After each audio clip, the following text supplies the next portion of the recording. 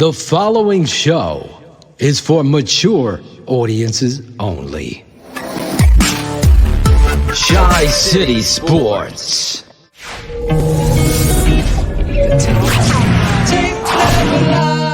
The whole problem with this team now, as I look at it, my opinion now, is the offensive line. Absolutely. You got a great running back. The defense finally got excited about playing. What a great game they played. I'm telling you. That team played hard. And it's just unfortunate we got some dummies that go offside because there's two of their scores because of offside. Oh, Maron. Get this fuck out, Maron. He's a shoe salesman. Maron. Weak! And it goes with weak. When you're a weak character, the reflection of you transcends to the people you're supposed to be directing and leading. But he can't do it. He can't understand situational football. Does that ring a bell? We're not blog boys. That answer right there. He's got it drafted. He interviewed for the job fully knowing who the quarterback was. You don't take Colts job, Bears job, whatever other jobs were open at that time without making the decision, okay, that's a young guy I want to coach. I'm so sick of all these haters, started from the bottom, now we here. That's the reality of this. Don't try to rewrite history. He chose, interviewed, took this job fully knowing Mitch Trubisky was your quarterback. They went so far, go back and read the goddamn stories. Maron.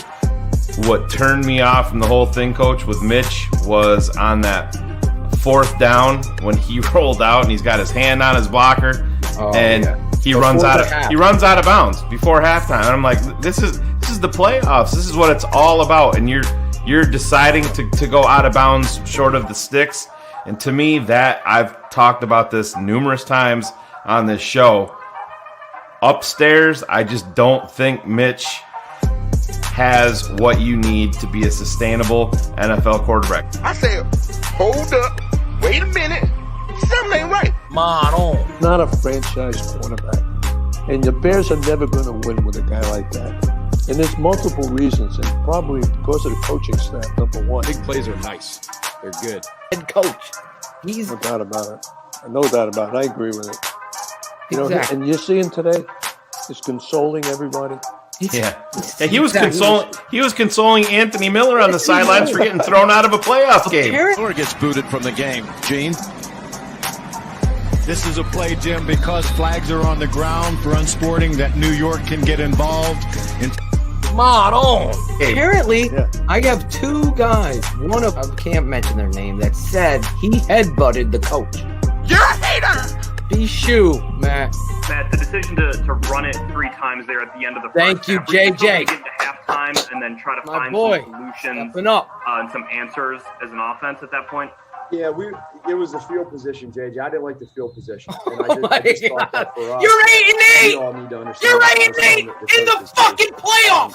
You don't like the field position? See where we can go. Play soccer. I hate disappointing just one person, and I really hate disappointing. You lose 8 of your final 11 games. 8 of your final 11. That's a good narrative. As you look forward to fucking protecting this a plan for the offseason. Yeah, so you've lost 8 of your last 11. When you look at it that way, you say, man, you lost. Look at him. He's uncomfortable. Gotta believe it. What we need to do as a staff, you should be. We got to say, okay, why is that? Where is it? And how do we? You should know the why. There's Where's Acevedo? Get the quote. Know the why. Because they know all they sold you was a guaranteed piece of shit. Hey guys, I'm happy to be on the show. You guys, I follow y'all all the time. Patreon member. I listen. I'm just so excited to be on the show. But I gotta talk about this bullshit that we've been seeing all fucking year and the rest of Matt Nagy's whole fucking tenure. I hope it ends. I'm sorry, Coach. I'm sorry for swearing, but I just gotta keep it real for a second. Keep it 100. And that was a disgraceful performance, in my opinion. Here's my problem with Matt Nagy. Matt Nagy reminds me of the fucking coach from The Waterboy. Well, he doesn't get the ball. The receiver goes all the way over there to the left. Once the quarterback has the ball, he fakes to the left. Okay? You know, he's in his office. He's at the chalkboard. He's trying to draw shit up. You know, he has his fucking play sheet that, you know, he can't get that out of his mind and his head. You never find your identity. Big plays are nice. Only you guys make me laugh. Nagy doesn't know how to develop a quarterback. Oh, wow. So the Bears mean a lot to me. I'd like to see them win. It's a shame to be in the doghouse all the time. I mean, this is ridiculous. That city has such love. It's like Cleveland. And finally getting a chance to win. And that's what the Bears deserve. They need that win constantly. Every year they have to win. They might not win a championship, but they have winning seasons, go to the playoffs, and they're eventually going to win. That's my feeling. There you go. In the words of John Madden, football is always better when the Chicago Bears are winning. Back to playing Bear football, and that means attack. Attack on offense, attack on defense. What's going on, fellas, man?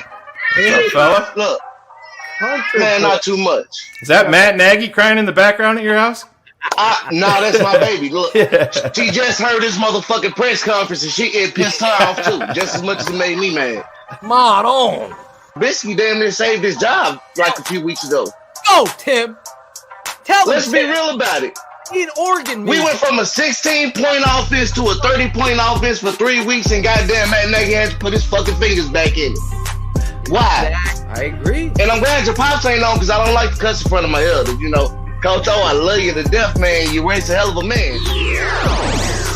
But hey, on the real, with y'all, like I've been following y'all since the last network, man. Seriously, like I loved y'all, like you and Shayne, man. I'm glad y'all stuck together. Oh yeah, but Bad Boys for life. We ride together.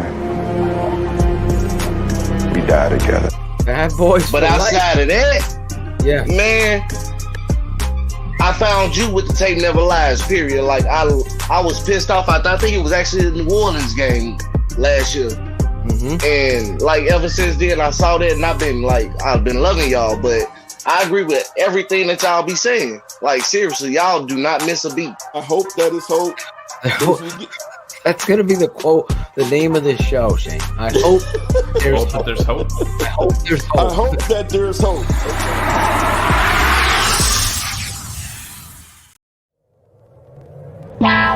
Draft Dr. Phil and the smartest man. Keeping it 100. And so the Bears are sending their compensatory fourth-round pick to Jacksonville for Nick Foles. Keeping it 100.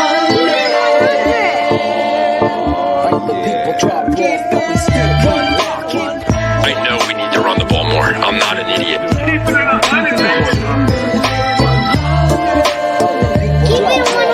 Keeping it 100. Keeping it 100, baby. Open competition. Keeping it 100. Draft Dr. Phil and the smartest man. Chicago Bears sweat. Cold commit.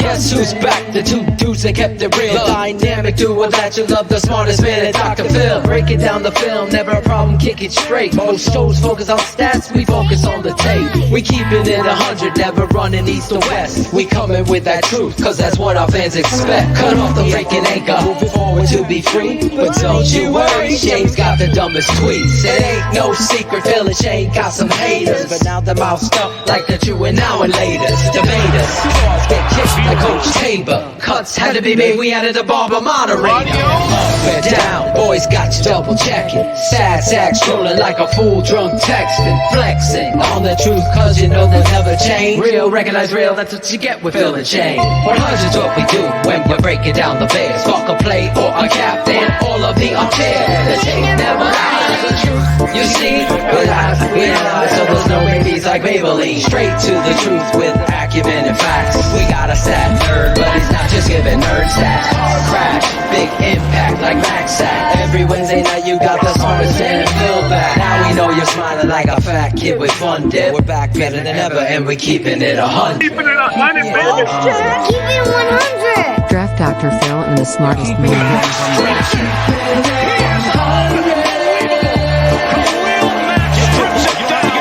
Keeping it 100. Draft Dr. Phil and the smartest man. Keeping it 100. Draft Dr. Phil and the smartest man. Keeping it 100, baby. Keep it 100.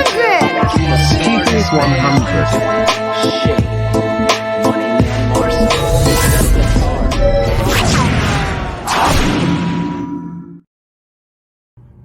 Hi Bears fans, this is Ted Phillip.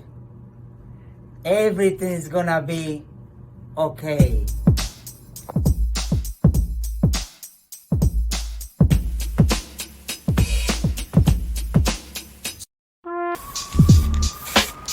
Yes.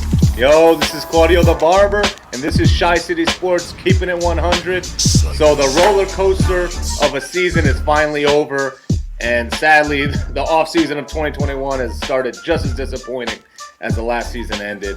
With Nagy and Pace coming back, it's ridiculous. So we got JJ Stankevitz coming on to talk about the circus that we saw today, and of course, we're waiting for our boys to give their opinions on this. So let's bring them in.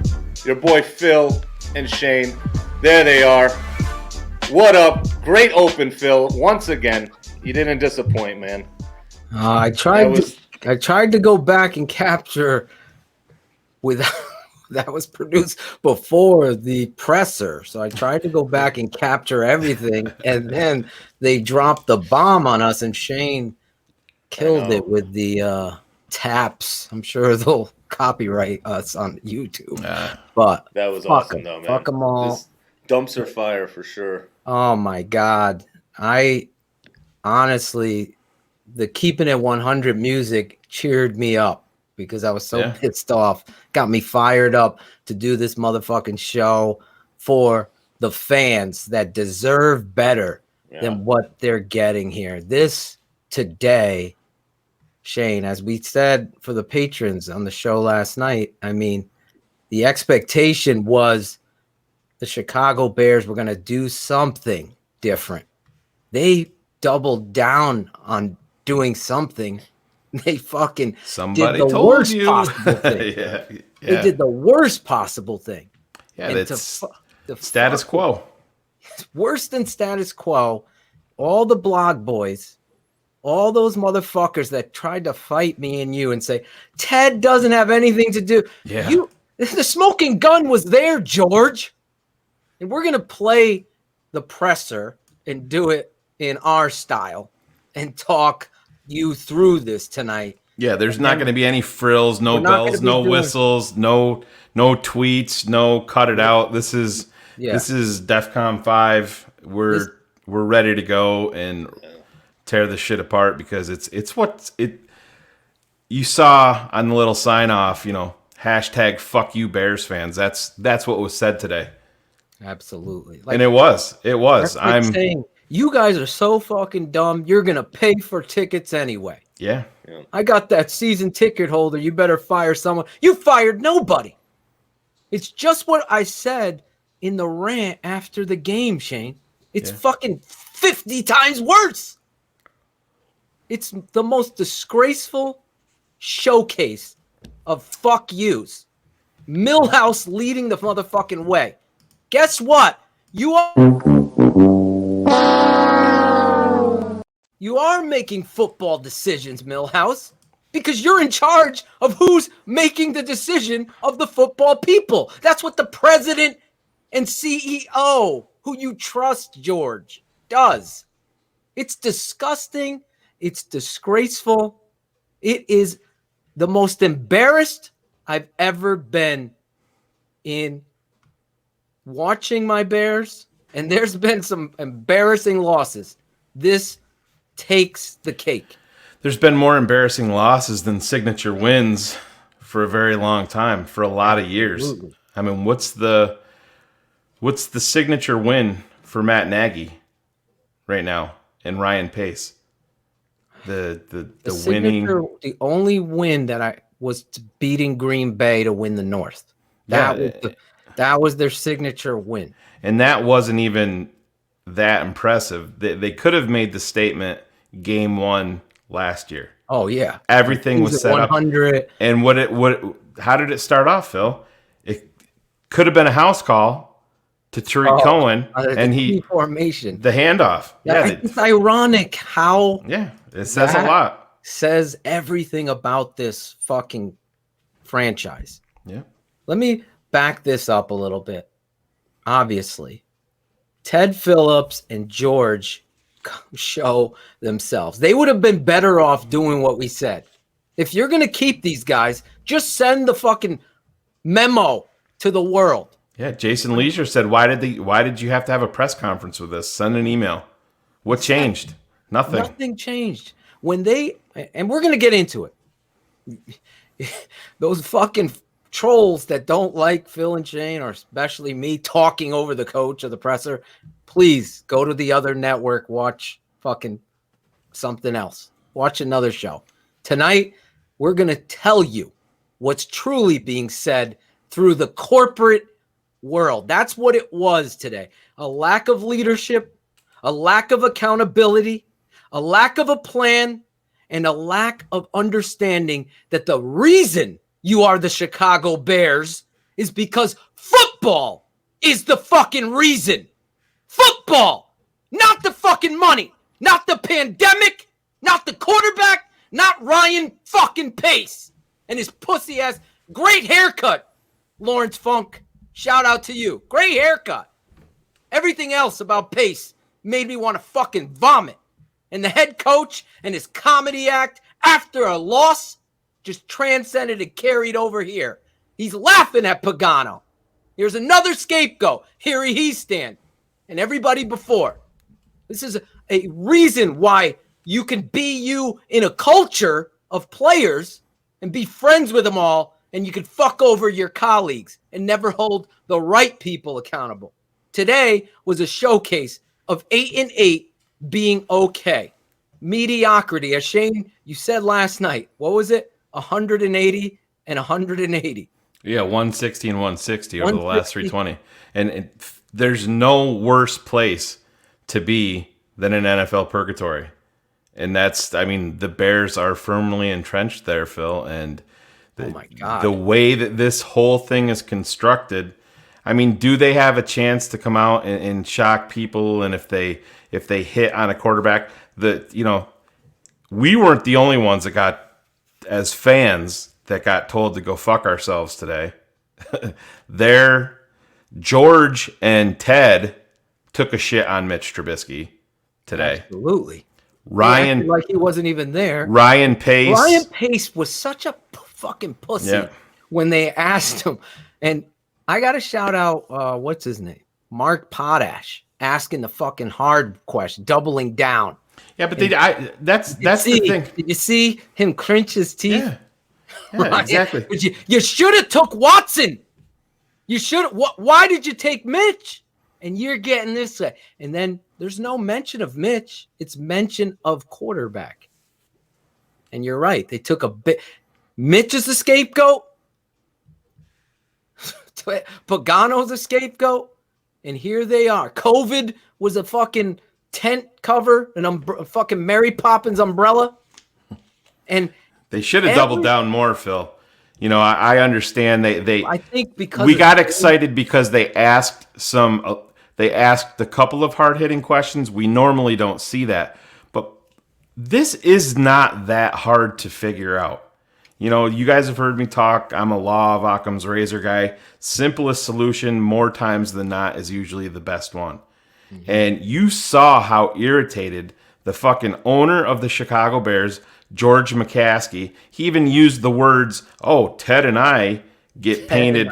Ted and I get painted that we're meddling in football decisions. Well, listen, George, and they fucking should have went right at him immediately when he said that.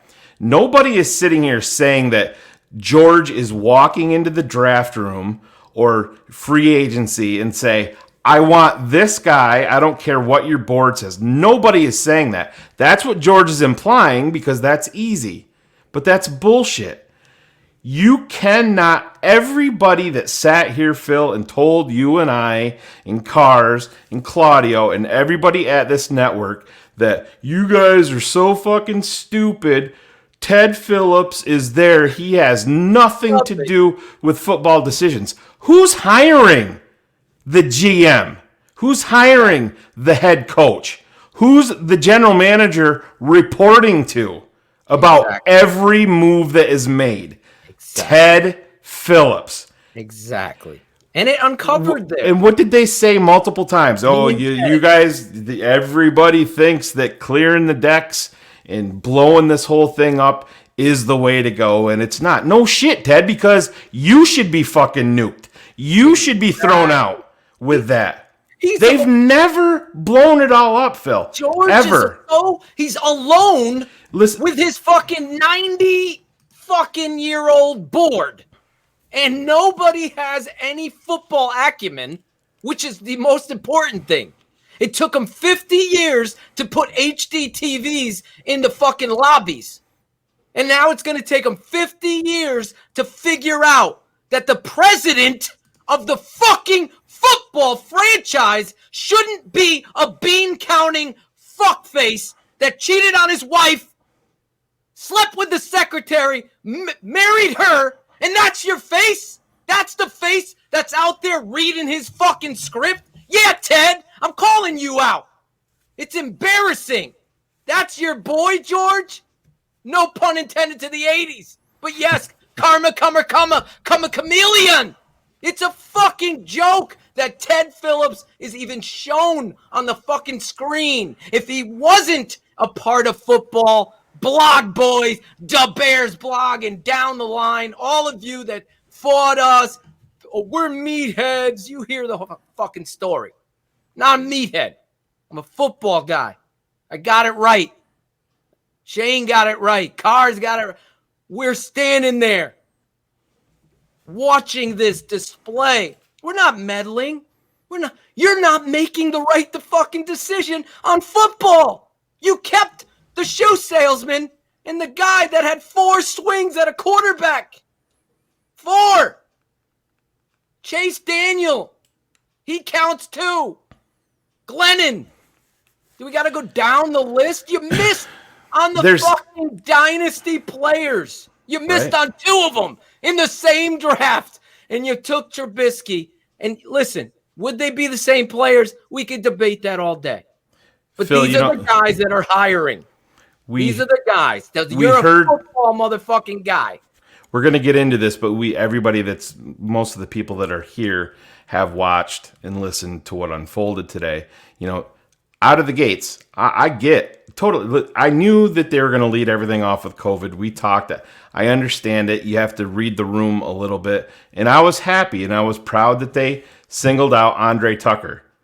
But then they followed it right up. The first guy that he went to, the owner, was to Ted Phillips. And you got to give these guys time. You got to give these guys time.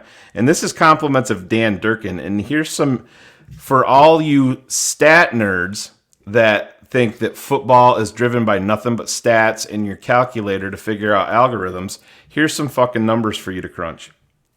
21 seasons with Ted Phillips as president of the Chicago Bears. 24 different starting quarterbacks. 15 seasons at or below 500. 13 third or last place division finishes.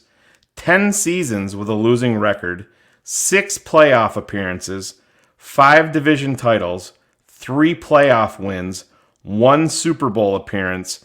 0 Super Bowl wins in 21 seasons. But they're going to figure it out this offseason, guys, because the collaboration, as they love the word, that was the word of the day. You're going to hear obviously. that a lot today, Shayne. Yeah, and you want to talk about a team that sits down. Do you remember when Mark Trestman and Phil Emery synergy? Yeah. Look, we were in perfect synergy. But this is what they do. They get a word. They get a word and they put it out there. Phil, you saw. What was the other word last year? Who can get it in the chat, please? There was another word last year that they used. The same thing, and it's pathetic. Yeah, but this is where they turned, because I don't want to offend any lawyers in the chat or whatever, but you know, a lot of things can be a playoff words. Yeah, that was it, Shayne. Last year was regression. Right. Wait, and it's not good enough. It's not good enough. Wait, I'm sorry. Finish your point. Leave regression there so I don't forget mine. Yeah, I don't know. You blew me up here. I forgot exactly where I was going, but the word of the days, and that's it. Phil, they're manipulating the words because they don't think that the fans. That's why they didn't go live on YouTube today. They wanted the numbers down. They didn't want the comments. This was all manipulated. But what else did they do, Phil? You heard multiple times, guys. We went through this. We survived a 6-game losing streak. We finished the season 3-4. No, you finished the season 0-2. Yeah, you did. The two most important games, you got fucking bum rushed. But no, 3 of 4 sounds better. But what about losing? What was 6 of whatever it was? Brad Biggs, or 8 of 11? 8 of the last 11 games was the quote. And you saw it in the open. That's why we do this, because we actually take what we say. And I know a lot of people repeat or tell us what we've said on our show, that this is what we're telling you. I'm going on the tape. Shayne, I had to put the tape away. The tape ain't going to come out until Thursday probably, because maybe Thursday night, tomorrow afternoon, because this has taken precedence over a playoff loss. And the only way you can be so bad, so fucking bad in a business is to have that kind of presser on top of a loss and try to sell regression, collaboration. What's next year's word? Explosive, great get off. No, Ryan Pace. Those have been around way too long. Ryan Pace was hired by George and Ted. That is a football decision. Ryan Pace could have been fired, and Matt Nagy could have been fired by who? Exactly. George and Ted. So, nerd boys, guess who's making football decisions? Ted Phillips. Not the bean counter, not the accountant that built Soldier Field and 21 years, no chance. This is the reality of truth, what you saw today.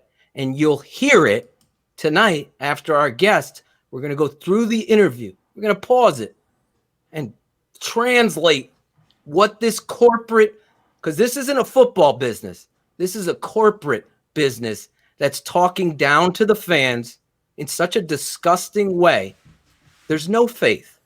There's no faith. It's like the priest getting caught red-handed doing what he's doing to the family. And there's no, comeuppance for that guy. There's nothing. So all of us are down there like little peons. You're still going to buy our T-shirt. You're still going to watch our games. You're still going to go you saw them, you season ticket holders. You corporate people that have these boxes, these luxury suite holders, suite holders. I didn't get my phone. I didn't get my phone call. Did you get one, Phil? Did anybody, the common guy who lives it here in his heart, like us, did you get a fucking call? Hey, you know where we are, and I don't want to keep JJ waiting too long here, but real quick, Greg Braggs is pissed and has a black cloud over top of him. They ruined Greg Braggs. Sunshine. Yeah, Greggy Sunshine. Yeah. Oh, I know. I've been on the phone multiple times with Greg today, and it's full blown meltdown mode. But yeah, let's add our guest here, Phil. Yeah, we don't have the intro up today. Tonight is just a night of sheer, utter pain, suffering. And now we're bringing on a guy, JJ Stankevitz, that hopefully can help therapeutically unravel the shitstorm that was the Zoom controlled fucking, what do we call this? PSA announcement for the rich. Disgraceful is I think the perfect word for it. I call it regression. Yeah. Again. JJ, what's up, man? What's up, boys? Glad to spend some time with you here unpacking. Do you want to jump off the bridge with us, JJ? We can all go together well. So my cousin was kind enough. She's fully vaccinated, and she was kind enough to bring me a little bit of this from Wisconsin.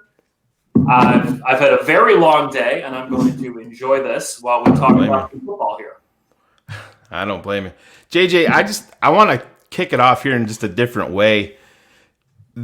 After you saw what's unfolded today, I mean, what happens when you get off of that Zoom call and you're texting with your buddies when you're, are you like, holy shit, what just happened? Is this, you remember David from The Dentist? Is this real life? That's what I was doing all day today. I'm like, there's no way. But they did it. So it was actually super helpful. I hopped off the press conference and I went upstairs, and my wife was up there, and she, not a Bears fan, was not on the press conference, obviously. And I was like, oh, that was a disaster. That was a slugfest. And she was like, okay, explain to me what happened. And I went through it, and I was talking through it, and I was like, this is actually worse than I think I initially thought. Yeah. Okay, let me ask you this. Did you guys feel respected? No. By the men? No.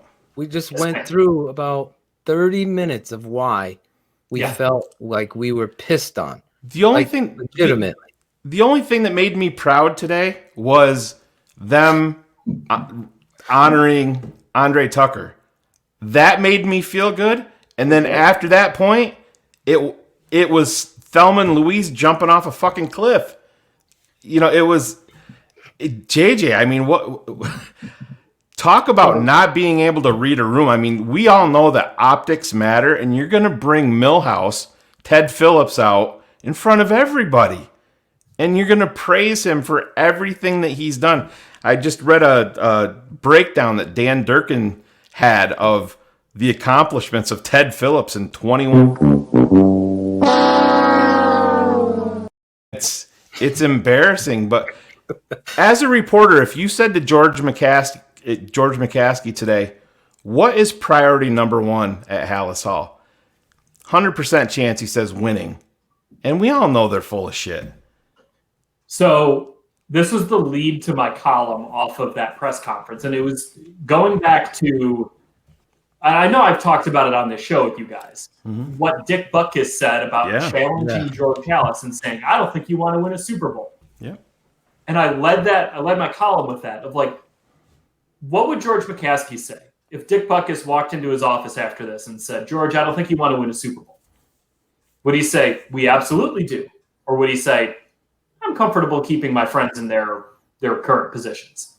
Because that's what this felt like. More than anything else, this felt like 90 minutes of us asking for accountability and George saying, I want to keep my friends in their jobs. I like these people. They're staying. I'm the owner. Like, that's what it felt like. The Bears used the word accountability today. There's no accountability. Accountability happens with actions, not words. There are no actions. Literally, no one even got fired because Chuck Pagano retired. Yeah, exactly. So where's the accountability? It's not there. Mitch got fired, I thought. Oh, okay, you're right. Mitch Trubisky, there's accountability for Mitch Trubisky, which we've already been through so many times. Sure. Like, I'm done piling on the kid. Mitch Trubisky is a player. He's not an owner. He's not a team president. He's not a GM. He's not. There's none of those today either. What I saw was a disgrace, JJ. And I'm telling you, as a son of a head coach in a football family, my Uncle Sam Rutigliano said, what you have in Chicago is disgusting. It's disgraceful for the fans. We've lived it here in Cleveland. And it is a reality that it's okay to be mediocre. And it's okay to take it out on the players. But we're not going to take it out where it matters most. And that's with the president. See, that's the thing about everything here. Ted Phillips meddling, and I'm glad, I think it was Potash went back and said, no, I didn't say that. I meant hiring football fucking people. You're not a football person, Ted. It's and that was also to George, and George said essentially, well, that's a fair criticism. Yes. I report to the board of directors. Exactly. The board of directors. It was not an answer. So the thing I kept thinking about. Yeah, and they're all at the early buffet at 4:30. They're at China buffet at 4:30, and then they're home watching fucking Millhouse on fucking rerun. Whatever. The thing, guys, that I think stood out to me as I was digesting all of this is that it was very predictable that the Bears are going to keep Ryan Pace and Matt Nagy. I think I had been trying to brace our listeners on the Under Center podcast for that for weeks. And I was getting killed for it because I was look, you were there. We are not thinking. We have to think like George McCaskey is going to think. And we do not think like George McCaskey, but you have to step into his shoes, and knowing what we know about him, he's going to keep Pace and Nagy. What I didn't think was going to happen was the status quo with Ted Phillips. I really didn't. I gave them too much credit because even if it's just a move for optics, that signals to your fan base that what has happened over the last 20 plus years is not acceptable. 6 playoff appearances, no wins in the last 10 years in the postseason.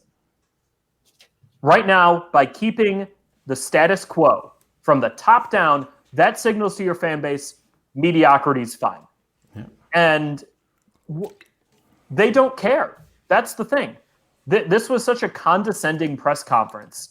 As us in the media are speaking, we are asking the questions that the Bears leadership is then relaying their answers to the fans, to the fan base. And I was proud of all my colleagues for the questions that were asked today. I think it's funny that Mark Potash came out looking like easily the best person associated with the Bears in any way, shape, or form today. He did a great job on this on these Zooms. But the way that McCaskey and Phillips talked to Bears fans today, brutal. That was rough. I feel sorry. And it was scripted, so that made it even worse. The opening statement where Ted Phillips said, "We have a culture that every team in the NFL would be envious of," was scripted. He was looking down and looking up. He actually wrote that, and someone said, "Sure, go ahead and say that." Well, they're used to that view from their head coach. Their head coach has that same view. Despite 3 days ago, the starting quarterback of the team said after the Bears lost to the Saints, we need to continue building a championship culture. So what is it? Do you have a culture that's envious of everyone in the NFL? Right. Or do you have a culture that is not at a championship level yet? Because it ain't both. It isn't. And they can't even block front side zone.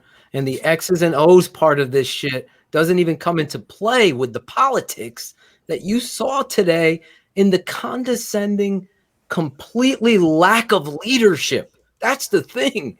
It's like, George, you're the owner. You're looking for Ted Phillips to make these decisions. It was clear. And it's like, it's such utter chaos. You know what it reminds me of? Fucking, in The Office when fucking Andrew got stuck on the raft in the sumo suit and he's out in the fucking lake. That's fucking George right there. Hello, I'm here. No one cares. You're not the owner. The owner says, this isn't good enough. This is terrible. We've been talking for weeks. If people are hot, sources are saying, JJ, people are hot at Hallis Hall. They hot. They're hot on the trot of writing their script that this culture is the envy of the NFL.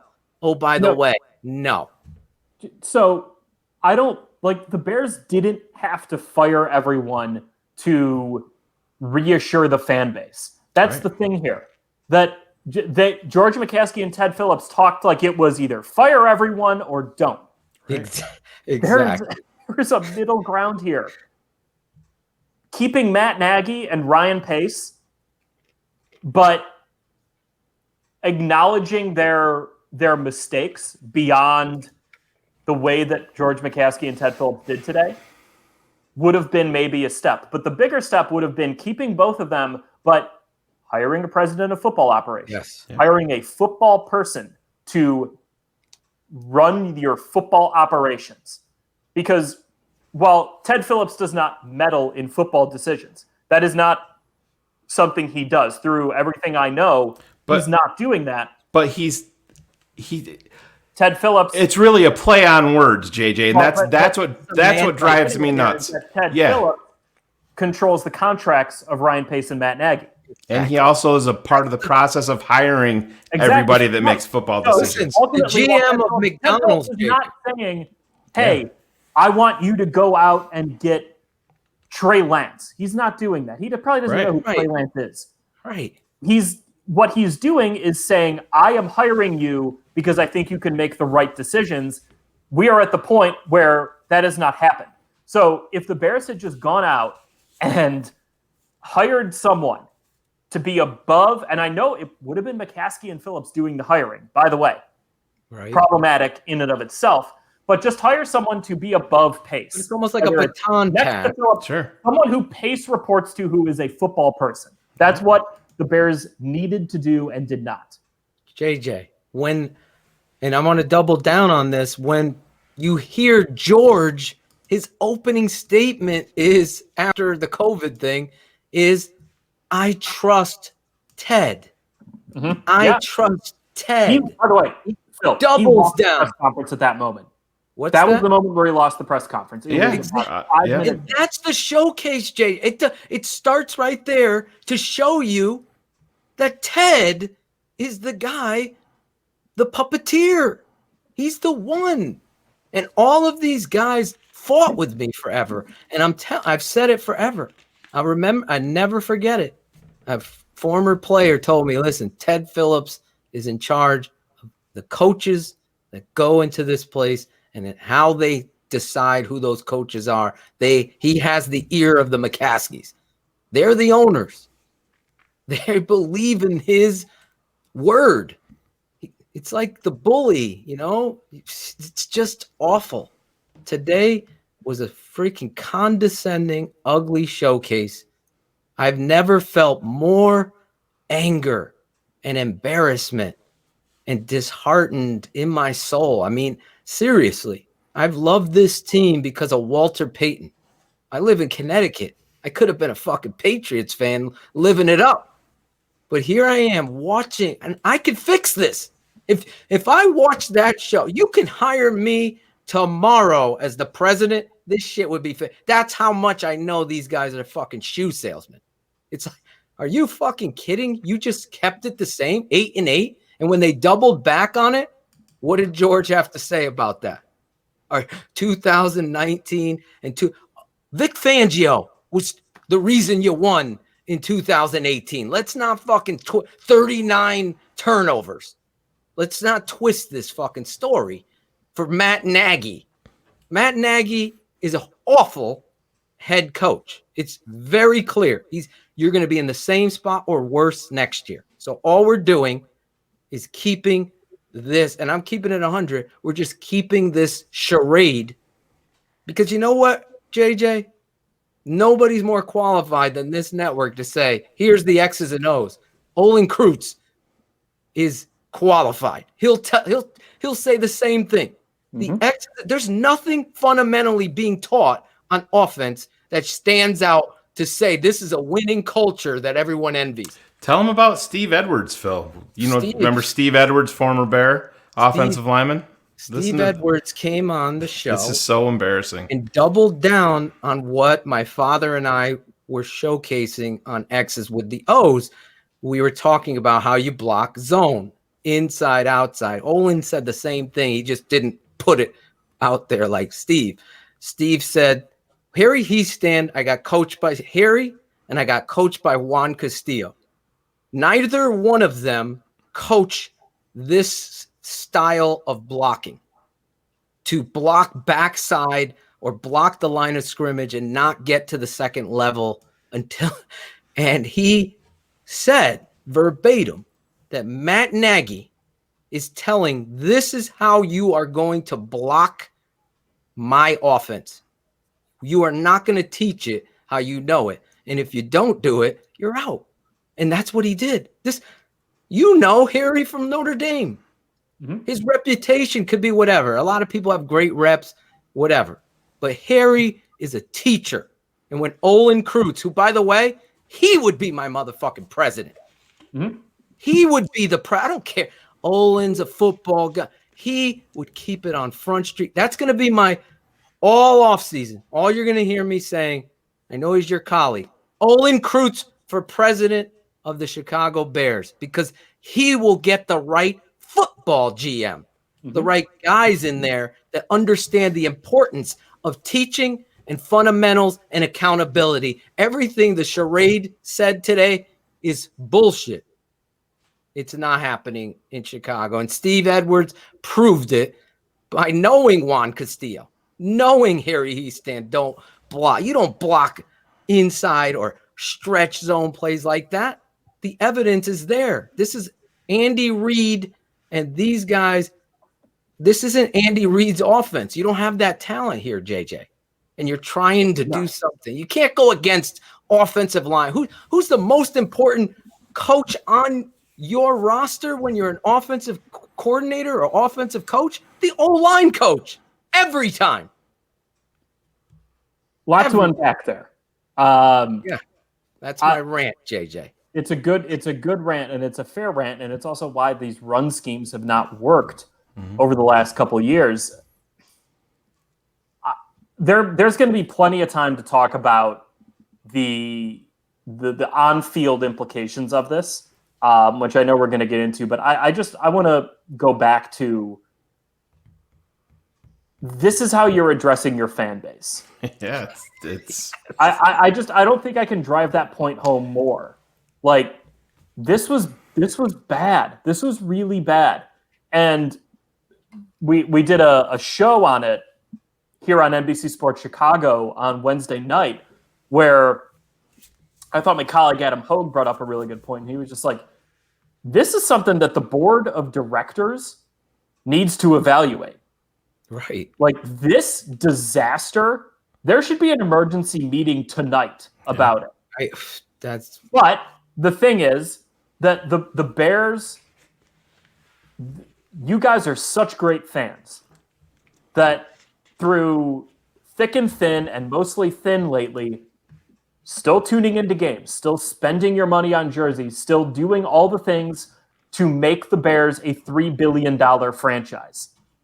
If you're a season ticket holder and you're so pissed off by this press conference that you cancel your season tickets, there is a long waiting list of people who are just going to take them.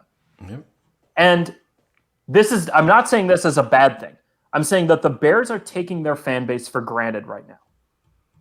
And because of that, they are able to stick with mediocrity because they're still making a shitload of money. So, if we're mediocre, you know what? I like these people, and I want to keep them because our bottom line is great. Our win-loss total is not, and we can acknowledge that in these end-of-the-season press conferences and then never talk about it again.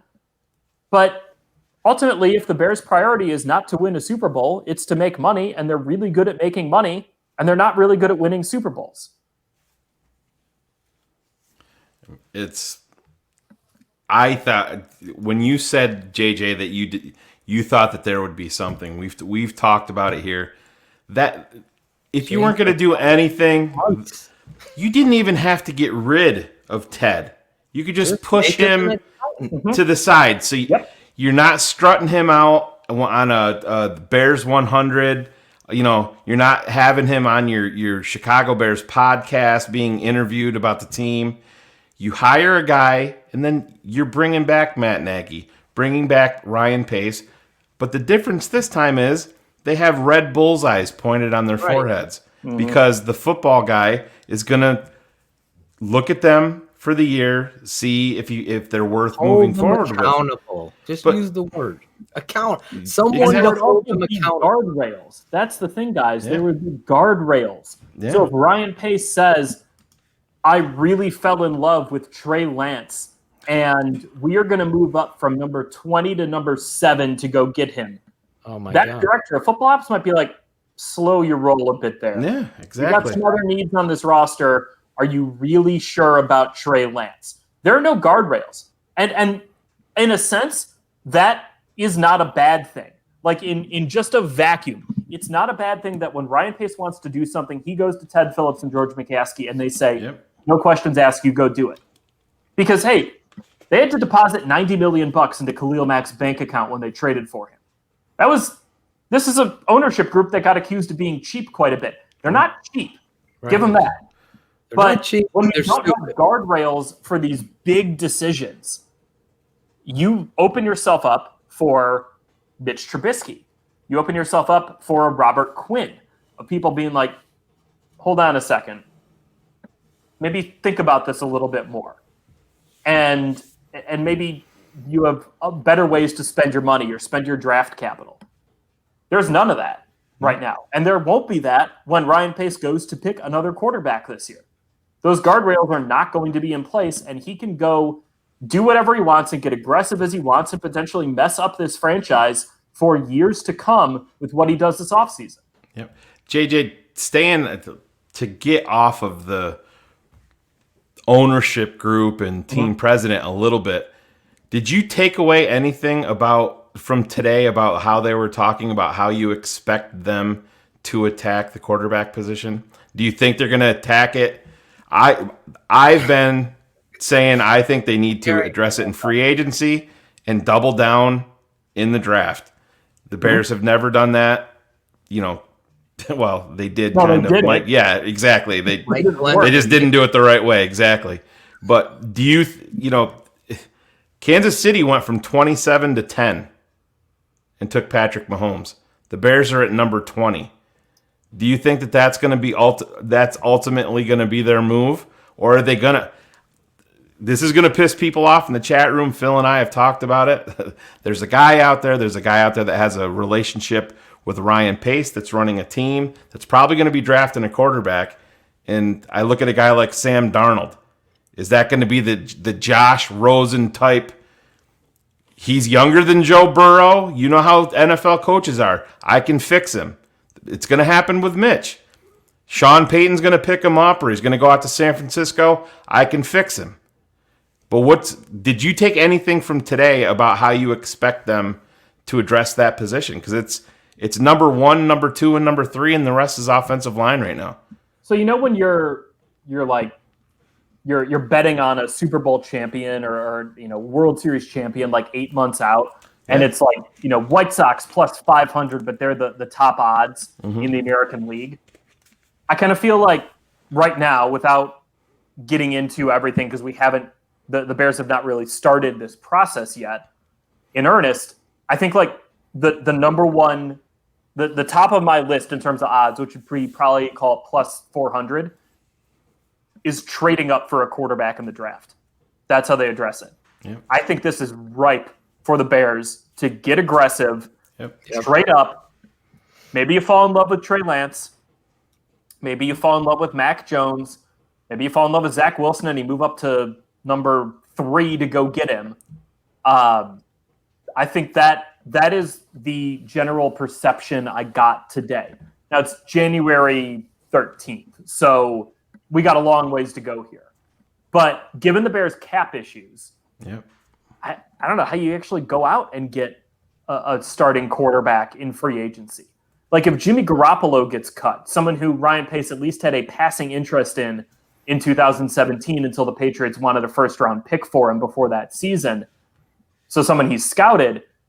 If you want to go get Jimmy Garoppolo and he gets cut by the 49ers, be ready to pay $22, $23, $24 million a year for him. That's just the market rate for quarterbacks like him. You want to go trade for Derek Carr? Okay, sure. You can probably fit him in, but are you going to be able to afford Allen Robinson because of that? The thing that every time you try to open a door for the Bears with a quarterback, it closes like 2 other doors on this offense. It closes the door for a tackle and it closes the door for a number 1 wide receiver. That is the essence of this problem for the Bears, is that they're at a point now where their team is so just disheveled that they could go get a good quarterback and he could have no help.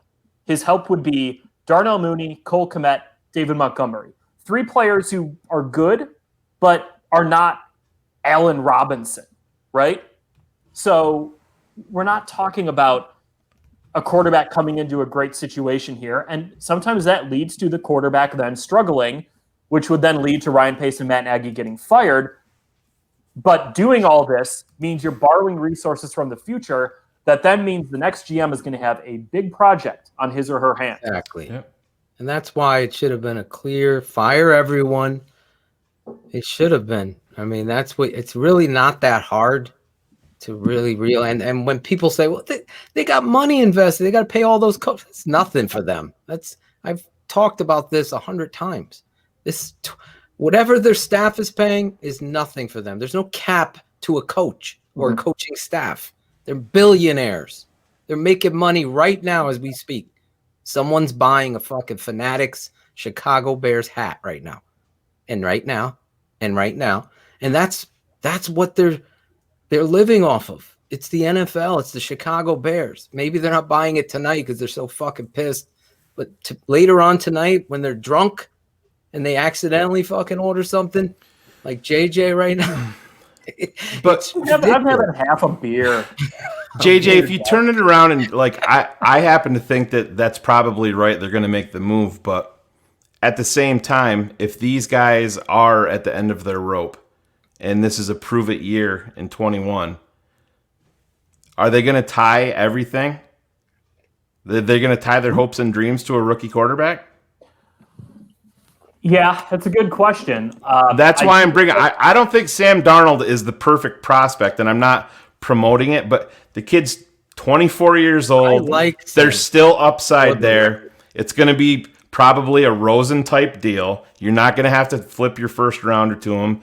The money, third rounder. The money is controllable. That's going to give them upside, and then hey, maybe Mac Jones falls to you. Who knows? I think this is a double-edged sword. You're 100% correct. It's hard to answer right now, but if these guys are at the end of their rope, I don't know how in the hell you're going to tie your livelihood moving forward to any quarterback. They're good guys, Shayne. In this draft, yeah. Are we sure Sam Darnold isn't broken? I'm he sure averaged he's not. 6.1 yards per attempt last year, threw 9 touchdowns and 11 interceptions. Yeah. That seems like a guy who would coach. Name a wide receiver. Name a wide receiver. Name a wide receiver. Third overall pick. I know. There's no talent around him. Right. There's no talent around Mitch Trubisky in 2017, and that broke. Yeah. So I don't think Darnold is broken. I think he's built differently than Trubisky. Just looking at his body of work, the way he plays, you could say whatever you want. Do you think Sam Darnold would have jogged out of bounds on 4th down? Okay, probably not that. But that's what I'm saying. That's where I think Mitch is broken mentally. I just don't think he has. I think he's a smart guy. I think he wants it. I just don't think he has it all there. That's why I think Matt Nagy is cocky enough. Ryan Pace is cocky enough to be like, we can fix this guy. He's still now. He's on Matt's scouting report on Darnold, just like he had one on Watson and Mahomes. Sure. Well, they probably didn't scout him as heavily after getting Mitch, though. So they probably don't have the depth of information. They probably have as much information on him as they do Deshaun Watson. Yeah. Yeah. Oh, Jesus. The other tie-in to Darnold, JJ, not to keep on harping on this, but is Joe Douglas, and he has a relationship with Ryan Pace. Mm-hmm. And I think that when you're making moves like this, it matters. Because, I mean, let's be honest, the Jets can easily go Fields or whomever. They're in the position to do that. Guy in Ryan Pace that has made verbal promises as a culture, as a corporation, to address the offensive tackle position and address the quarterback position, and has never followed. Would you like to know, Phil, how many tackles and quarterbacks Ryan Pace has drafted before the 5th round in his tenure as Bears GM? Go ahead. 1. Yep. You can't see my finger. 1. He's drafted Mitch Trubisky. That's it. He's drafted no tackles and no other quarterbacks. He's taken a couple guys in the 6th and 7th round, but who cares? Yep. You want to know how the Bears are in this position? Because they never have taken swings except one big one at the 2 most important positions on offense. Exactly. This is That's a guy how that you get in this position. Exactly. What if you wind up finding just a quarterback who can sort of play? Like, yeah, you're probably not getting Gardner Minshew or Taylor Heineke, but you got to try. No, I totally agree. You got to try. You don't like Tyler Bray, JJ? You don't like Tyler Bray? He knows the offense. No, JJ. If Tyler Bray is back next year, I mean, my God. What are we doing? JJ, the story of Tom Brady is one with which a football player drafted has to look in the mirror and decide who they are. You can always get better. It's about coaching. It's about the philosophy of what you're saying. To do 0 is exactly why you're in this position, like you're saying, but it's also a showcase of how much of a liar, arrogant piece of shit you are to this franchise, and no accountability. The opposite of what Ted and George said, right in your draft preparation and building. It's disgusting. And I'm trying to be calm and not raise my voice so much because it infuriates me, because you brought up Heineke and you bring up these guys that are getting in the football game and they're trying to make plays. Quarterbacks can be found anywhere. There's a racial bias in football. It's always been there. And there's a fucking small school bias that's always there. It takes somebody with the understanding of talent, because there's no bad students. There's only bad teachers. And I look at this franchise and they fuck that position up. Chase Daniel, your boy from Missouri, I know you weren't a big fan. I mean, you loved him in college, but you recognized his limitations. These are the people you've had here. Brian Hoyer was Ryan Pace. Matt Barkley. Barkley. Ryan Pace. Mike Glennon. Mike motherfucking Glennon couldn't fucking play on my team ever. Ever. I would not. The fact that they did this as some sort of ruse to cover what they were doing, that theory that Shayne always has, is a showcase of stupidity in and above itself. Gus Frerotte. Remember Gus Frerotte and Heath Schuler? They took Frerotte in the 5th or 6th round. They doubled down on the quarterback, the Redskins. Robert Griffin and Kirk Cousins. Cousins and Robert. Perfect. Another example. That position is so fucking important. I'm sorry. Go ahead. It is. And you can't, when you get it wrong in the way that the Bears got it wrong with Trubisky, there are very few good options, right? Yeah. But that's why I think what Washington did, they drafted a quarterback number 2 overall who was awesome until he blew out his knee. But they drafted a quarterback in the 3rd round who turned out to be pretty good. $100 million quarterback in Minnesota. And like, you can, Washington ultimately missed on Robert Griffin for reasons that were out of their control. But they were able to cover for him in a way because Kirk Cousins was pretty good. The Bears have never had that guy. No. They draft Cade McNown, right? And there's no one behind him. You draft Rex Grossman and you get Kyle Orton. You know, you draft Mitch Trubisky and you don't draft anyone else. You don't even sign anyone else. It's unbelievable. Like the Bears, this is a really stupid thing to be annoyed with, But the Bears sent out their, the 10 guys they signed to reserve futures contracts on Monday. Yep. No quarterbacks. Yeah. Not even like a courtesy of like, hey, we scouted this guy in the draft. He got cut. He's available. Oh, here's Anthony Gordon showing up. Anthony Gordon's probably not going to be a good quarterback. Kansas City, it's got the best. Yeah, exactly. Signed with the Chiefs. He went to the Chiefs. Listen, I want to make something clear because I saw a comment in the fucking chat. I wasn't talking about the Bears with racial bias towards quarterbacks. I'm talking about the NFL. It's documented historically. There's a reason why Warren Moon had to go to Canada.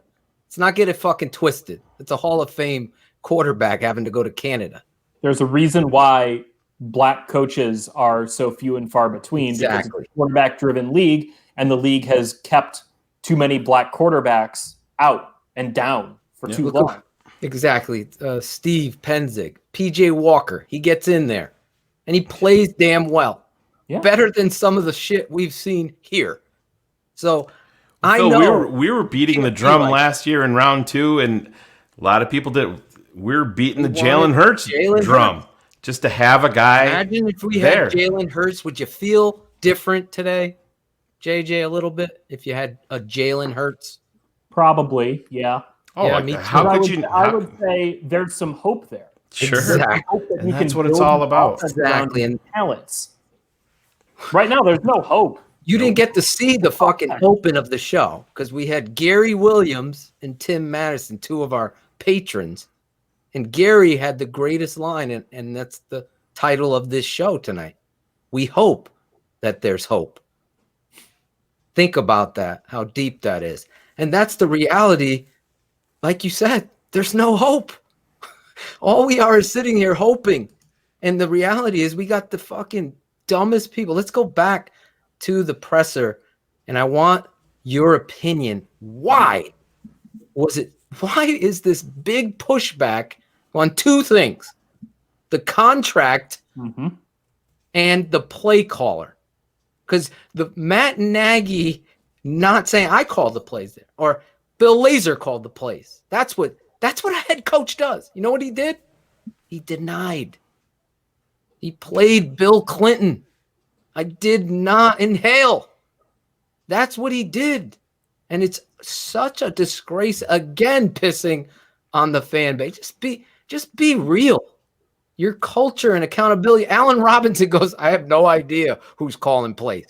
Are you fucking kidding? I've been in coaching my whole life. Every fucking kid on the team knows who's calling plays. This is a culture that is such a facade, a charade. So you talk about the contract. I don't understand why that was so hard. Did they really hiddenly get extra contract? Because George lied. Here's what I think happened, Phil, is that before these press conferences, someone advised McCaskey, Phillips, Pace, don't talk about your contract. Someone thought that would be the best course of action. I don't think they came up on this independently because this was a coordinated response to not talk about it. Yeah. Even after some very direct questioning, I thought Hub Arkish could not have phrased his question to Ryan Pace better than he did. And Pace still denied to talk about it. Yeah. It makes no sense to me. Absolutely no sense. And you know what it does? It leads to speculation among the fan base. By not being honest, not treating your fans with respect, now I'm getting questions, did Ryan Pace get a contract extension? Like, are we stuck with this guy for the next 3-4 years? I don't think that's the case, based on everything else that Phillips and McCaskey said about their contracts, but about, I guess, the next contract. Right. But this made no sense. It was such a misstep, and it made fans feel like they were being treated like stupid little kids. Yeah. Because that's how we felt in the media about it. Like, Mommy, where do babies come from? Oh, you'll learn about that later, son. Like, exactly. It's a collaborative effort, JJ. Wait, did you say collaborative? Yeah. Take down that.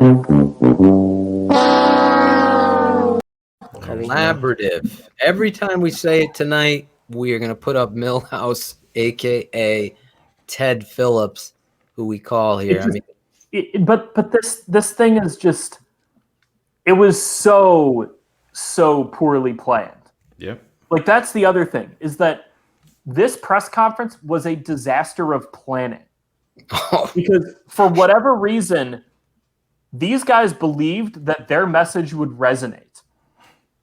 Can you imagine afterwards they're high-fiving JJ? The word accountability, doing all that.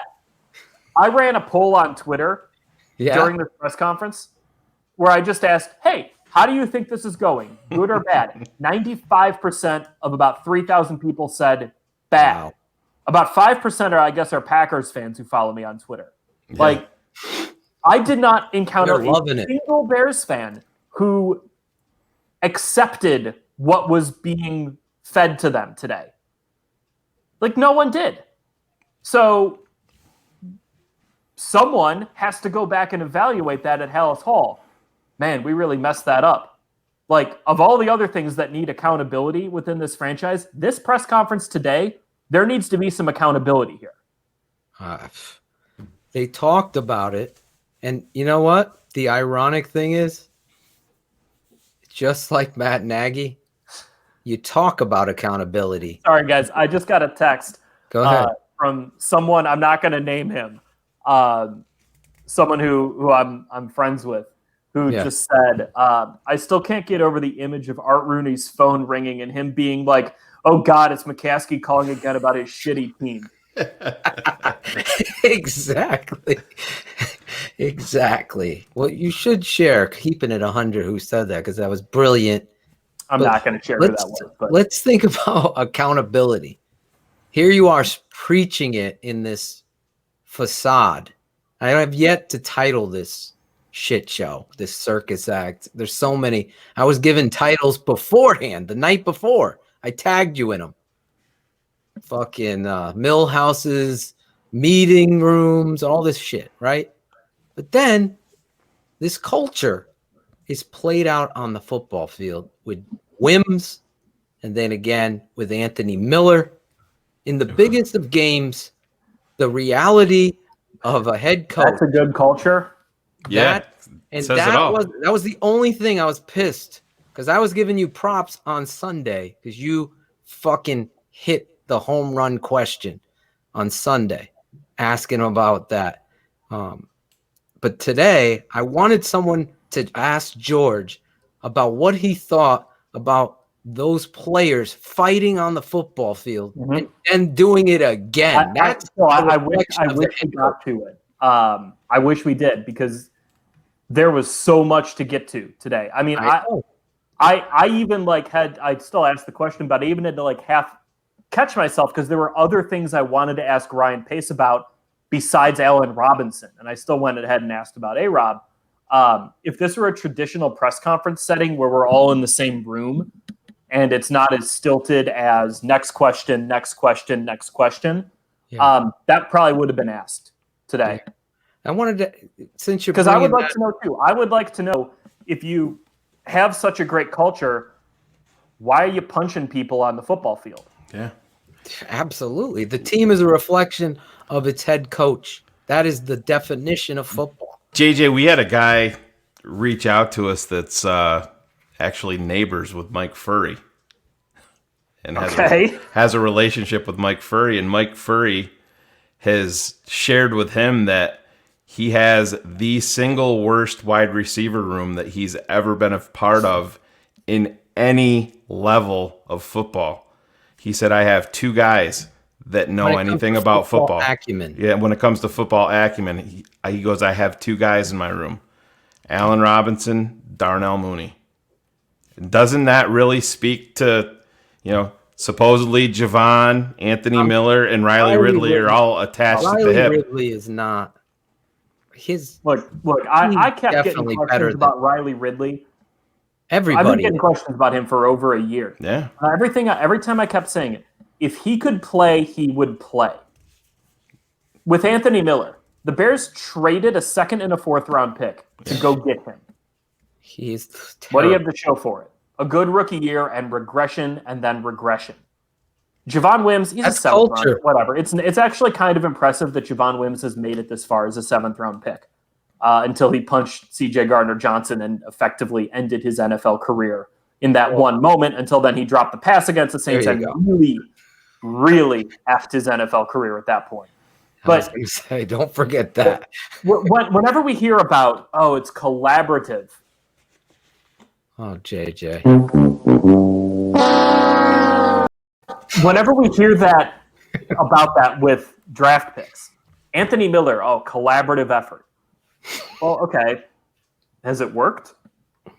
Nope. Cole Kmet, collaborative effort. Oh, we had great collaboration on Cole Kmet. Then why was he playing like 3 snaps a game to start the season? Yeah. Like the collaboration here. we got Nick Foles, and then Nick Foles is like, I can't run the plays Matt Nagy's calling. Like what the collaboration that the Bears have espoused is not as good as they think it is. Right. If it were, you would be seeing a lot more Darnell Mooney's than you would be Anthony Miller's. Exactly.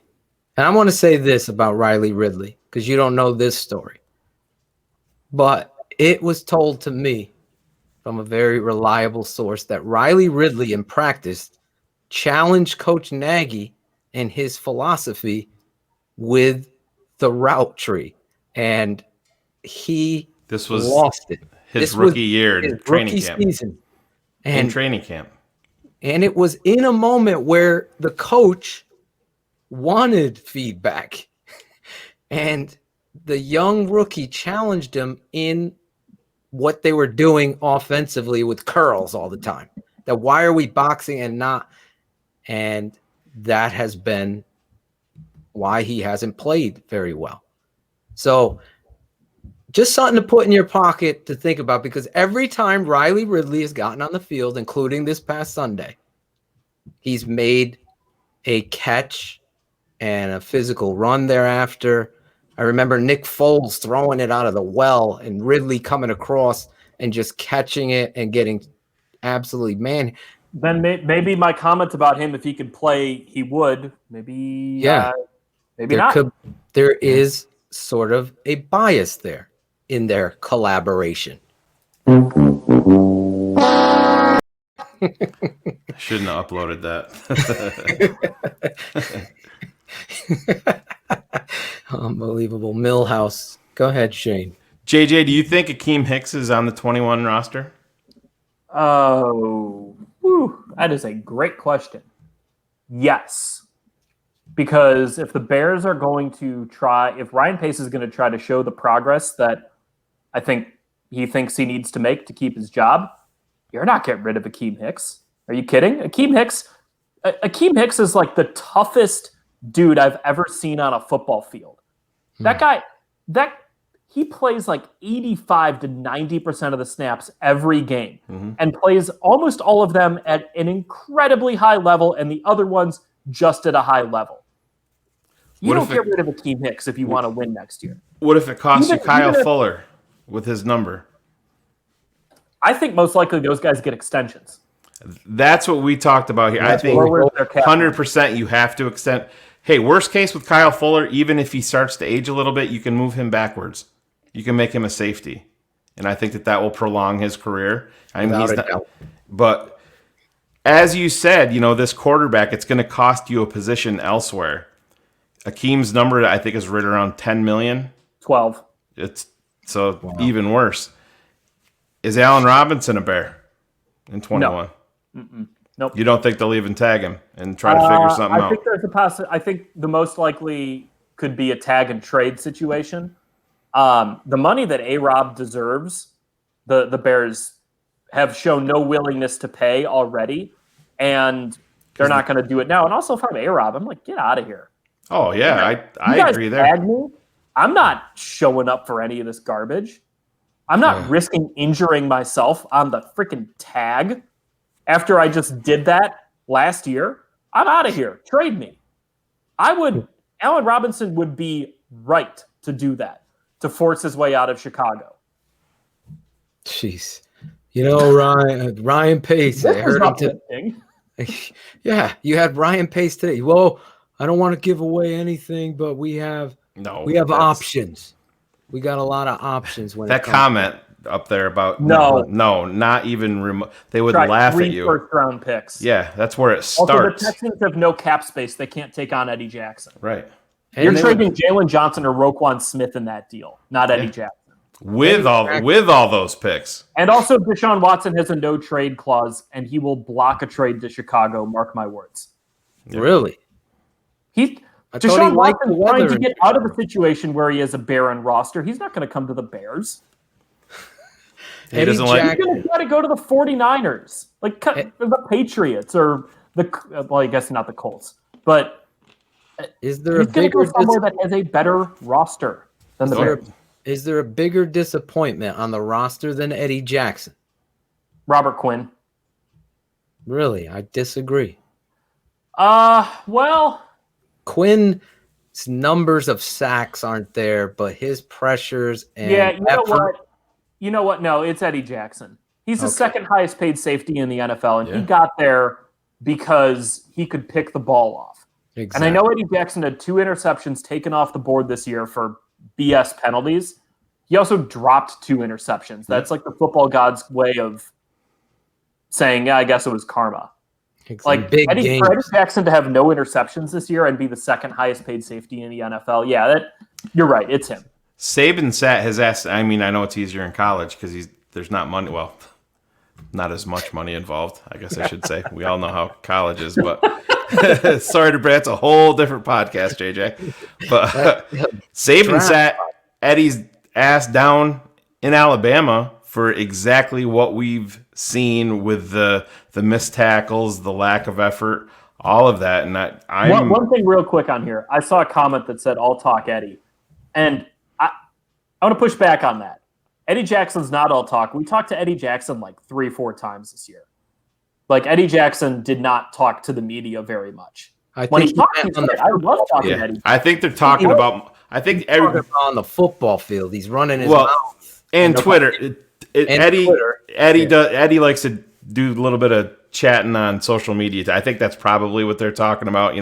Even like with Allen Robinson, keep. If a fan gets upset, keep that energy. That was the big war cry for Chicago Bears players. 8-8. Yeah, we're fucking 8-8. Keep that energy. We're in the play. Let me say that. Let me ask you this: what is your behind the scenes? Because you're boys with some of the guys, Adam Hogue, that I respect. Bunch of these guys. What's the behind the scenes where they're selling that they made the playoffs? I thought you were going to ask him about Brad Bigg's curtains, but all right, go ahead. We could get into Zoom backgrounds if you want to go down that rabbit hole. Leisure put his mattress away. Finally put his mattress away. My favorite is Pachu's TV. Yeah, I was driving, listening to the press conference, and I glanced down at my phone, and somebody texted me, "Holy shit, Potsy think it's 1992." I'm like, "What are they?" I was listening to it, and then I went back and looked at it, and I'm like, "Oh, holy shit!" Potsy, it's the perfect background for him. Okay, what was your question? Sorry, I got distracted thinking about this franchise today selling that they made the playoffs. It's It's about what we expected. We expected this. We expected they would say, we made the playoffs in 2 of the last 3 years, but it's not good enough. But we made the playoffs, but it's not good enough. But we made the playoffs. It's like the Simpsons, like the Frogurt is also cursed. It's just always like, but we made the playoffs. That's good. But we made the playoffs. That's bad. That's how it kind of felt sometimes. I don't think anyone takes it seriously that the Bears made progress because they made the playoffs. It's pretty clear that they were outclassed in the NFL postseason. Oh, absolutely. And it's not a thing. It's a thing in the sense that making the playoffs was an accomplishment. It's not a thing in the sense that the Bears had no business being in the playoffs, if that makes any sense. No, it does. Yeah, that's why I wanted to see somebody push back. Like, let's be honest. You lost to Green Bay and still got in there. You beat Green Bay, your rival, and you get in winning, that's a different story. Mhm. That's a different story. That's a showcase that you're battling. You're selling us that you're proud of being 8-8. And when they caught George in that fucking lie, that was epic. That was great. Daryl's question in there about how this affects our relationship, the media's relationship with the Bears. I mean, not really. Like, Ryan Pace was not going out of his way to give us extra availability. Right. George McCaskey was not going out of his way to talk to us more often before this. So I don't think it affects it much at all.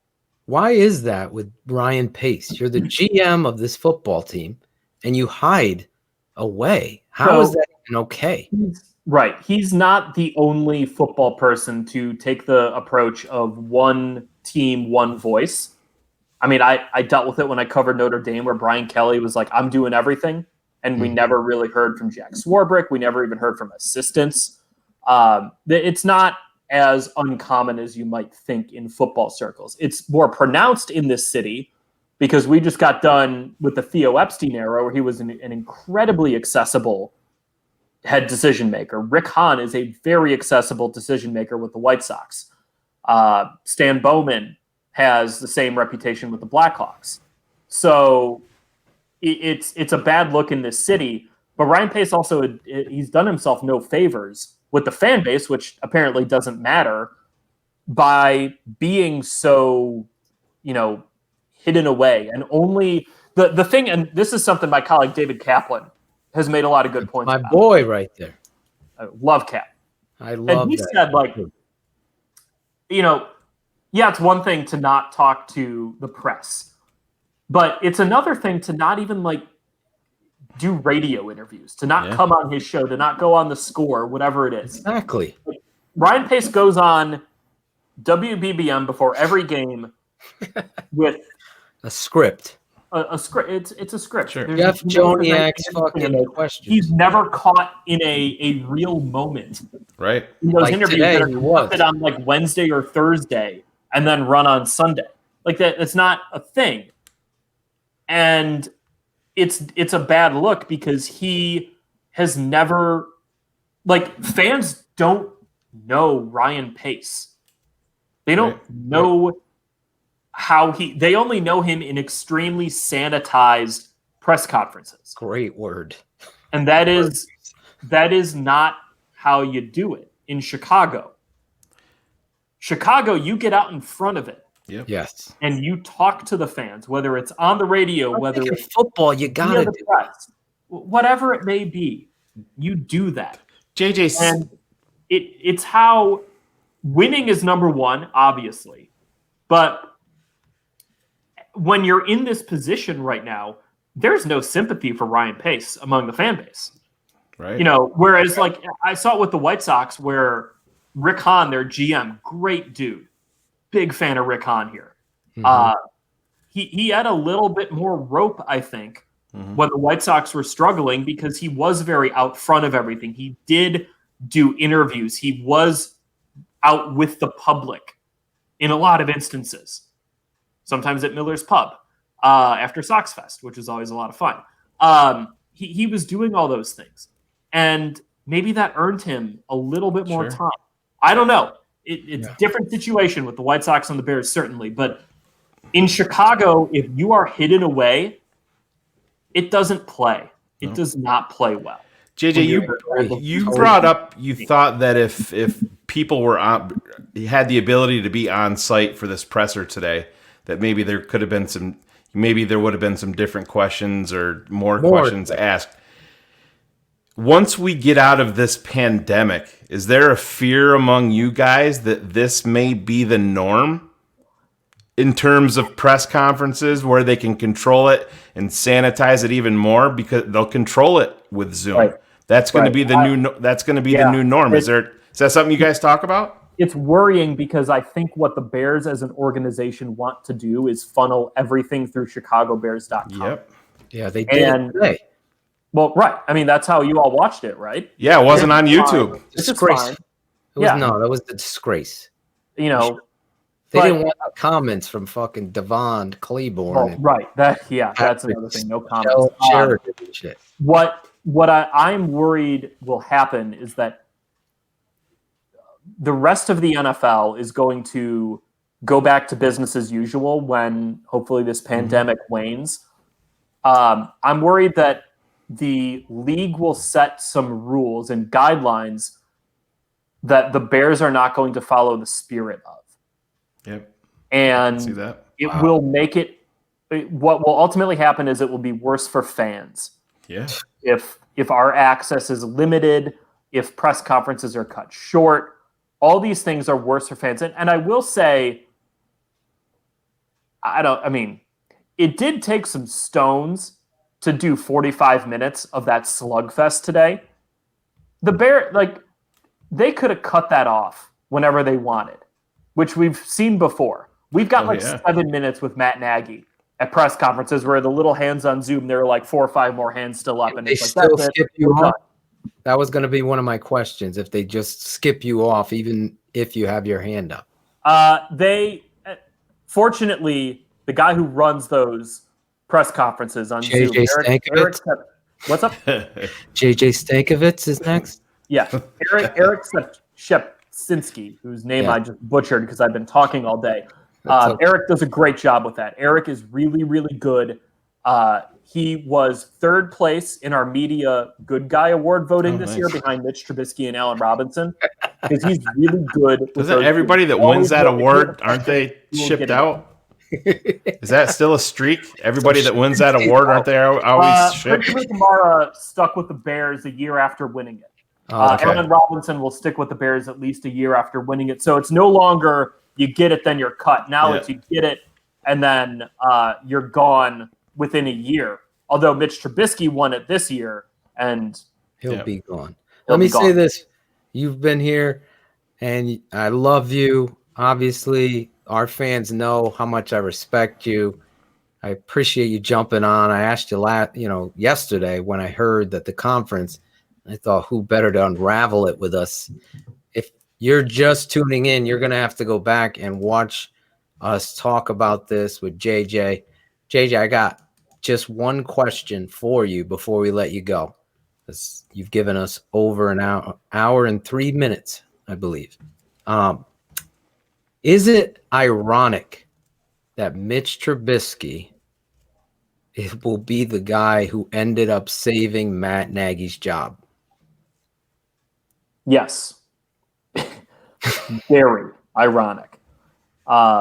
If Mitch doesn't come off the bench and beat up a bunch of bad defenses, we're probably having a different conversation today. Oh, my God.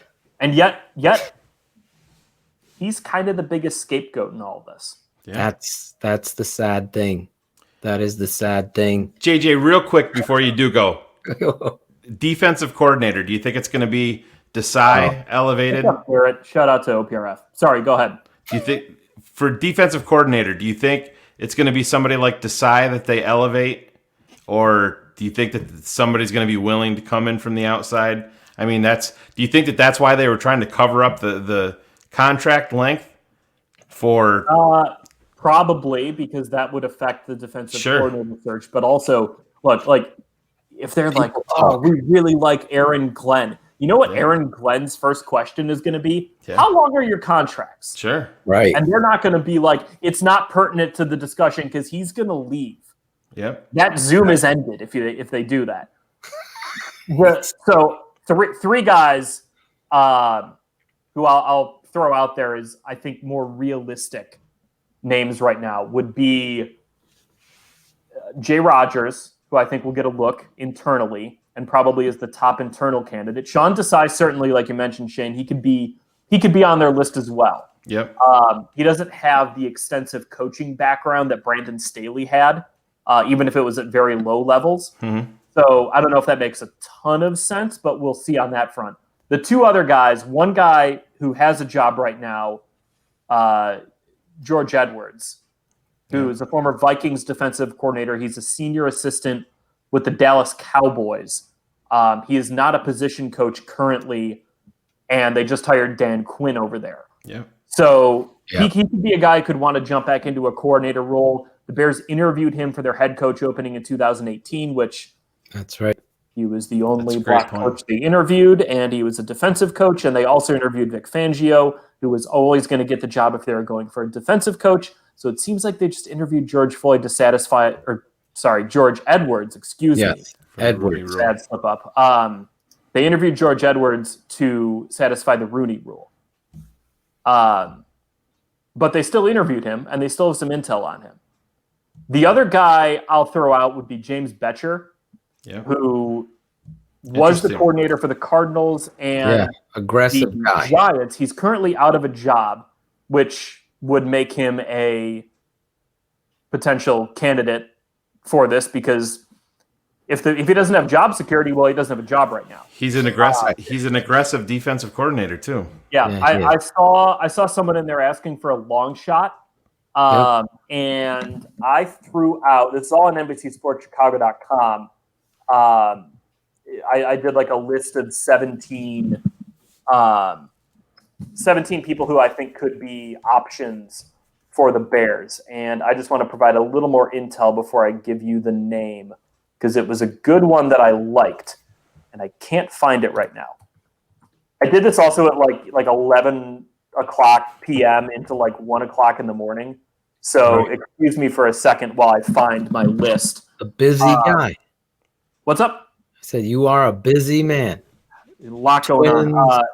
The guy I'm talking about is the Miami Dolphins secondary coach, who he's coached up Xavier Howard, and that's a guy who's got a lot of interceptions.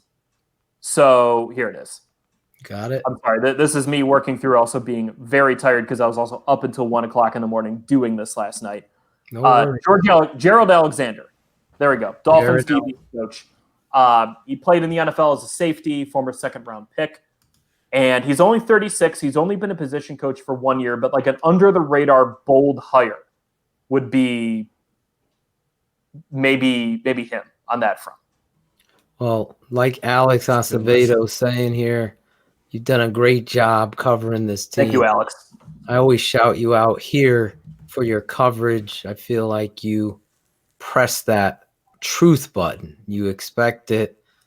Me and you debate back if we don't agree on everything, and that's what makes it special. And when you come on here, you all keep it 100, just like the name of the show. So thank you so much for joining us tonight and just bringing it every time you come on here. I really appreciate that, man. And hopefully that swag gets to you this week. Yeah, I know. I was hoping to wear it today. Hasn't made it yet. Yeah. I'm gonna make sure that damn postal service. Blaming Shayne, he's a mailman. Well, let's make sure the next time I come on, let's make it soon, and let's make sure I got a little swag to wear for it. Yep, definitely gonna make that happen, brother.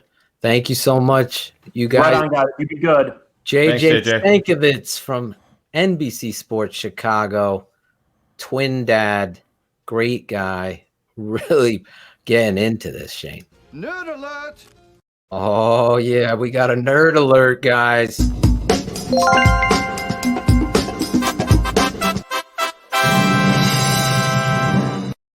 Car. Oh, Claudio, that's rude. Oh, God, I can't stand that guy. Is he off the show yet, that Claudio? Oh, man, what a night. JJ brought it. You guys are obviously, if you're checking in now, JJ, the Open, this network, this show, I'm proud of what we're doing here, breaking this down like nobody else. We're going to get into it now, Shayne. I don't know if you're setting that up. Yep. But Cars, obviously, I want to give you the stage for we've been talking about this fucking shit show, the Hope versus Hope, and the, what are we calling it? The collaboration show. The collaboration. Let's just call this Operation Vanilla Ice. There's Millhouse and there's our owner. But let's give Cars a minute or two to get your thoughts out there, what you felt watching this. I mean, I've seen dumpster fires go smoother than what we just witnessed. Yeah. You know, I just don't get it. I don't know how you tell me that Ted Phillips isn't accountable to anything on the football side. Well, then why the fuck is he at a press conference talking about what happened and how disappointing it is? Yeah. You talk out of both sides of your mouth. And the audacity that Ted Phillips had today to be like, I don't think that information is pertinent. No, it's pertinent. We've gone 3-6 in the playoffs under your reign. The whole reason everybody's upset is because you're accountable to George, who's accountable to his brothers and sisters. And you know, I tend to try to be rather calm, cool, and collected, and I lost my shit on Twitter today as this went on, because that message. I don't know how many of you are Bulls fans and how much this correlates, but this was like watching John Paxson and Gar Pax sit down. You texted that to me, Cars, and I'm like, man, I had no idea what you meant, to be honest, but I believe it. It's a Chicago team ownership thing where these guys work their way in. We talked about it briefly yesterday, right? Like Jerron stuck around there for an extra year because he went to church with Virginia, right? And these guys get all Weasley and get tied in, and they have the nerve to be like, I don't understand why you're trying to hold me accountable. And you know, like John Paxson, he used to go on radio shows and get asked tough questions, and he'd hang up angrily. And that's, if Ted Phillips could have hung up the phone today, he would have hung up the phone today. I agree. And you know, you talk about we haven't won enough games. We don't have the quarterback, the most important position in football, figured out. We haven't made the playoffs enough, but we've got a good culture. Right. Like, this isn't fucking, you know, Boy George and Culture Club, right? Like, this is. They came up twice, Shayne, tonight. I can't stand it. It is. I could have lived with Ryan Pace and Matt Nagy staying if they hired someone new above Ryan Pace. JJ said the same thing. Yep. Set it. And now all you're doing is, let's be real, 2021 is going to be a shit season. It is a throwaway season. And so you're going to have two guys that are probably gone. And you're going to invest in quarterbacks, you know, with two guys that won't times. be on the freight in 2022. I know. Because they're going to go, the way that this is set up, the way they're going to have to dump roster space, unless they get lucky, right? Unless, like, I heard JJ talk about Betcher. I would love Betcher. But if Bowles gets a job, he's going to Tampa, right? Like, that's 100% where he's going, back with Aaron. That's true. That is true. Because they have a relationship. Exactly. Unless there was something broken. Because I don't know story when Belcher didn't go with him. Is it because he went during he go during the year that Arians went to go? Who knows? You've got a good point. We don't know though. I'm just saying. Why would you come here? You're going to come try to rebuild your career if you've got a better opportunity with guys who have 1 year left. And so all this does is, we talk about punting, you have punted on 2021, right? And that's going to impact your 2022 and your 2023. And I've not been so angry in a long time. This was worse than the Dave McGinnis fiasco. This is the worst public moment for the Bears in my lifetime, and that sets a new low. Phil brought it up with JJ. Can you imagine when the Zoom call ended, when Ted and George were together and fist bumping? Nailed it, guys. Man. They don't know how to read a room.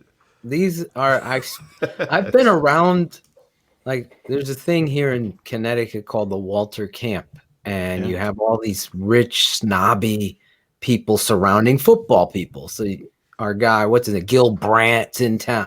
There's so many NFL people I've met through the years through this, and Tommy Harris, Brian Urlacher, all these people, right?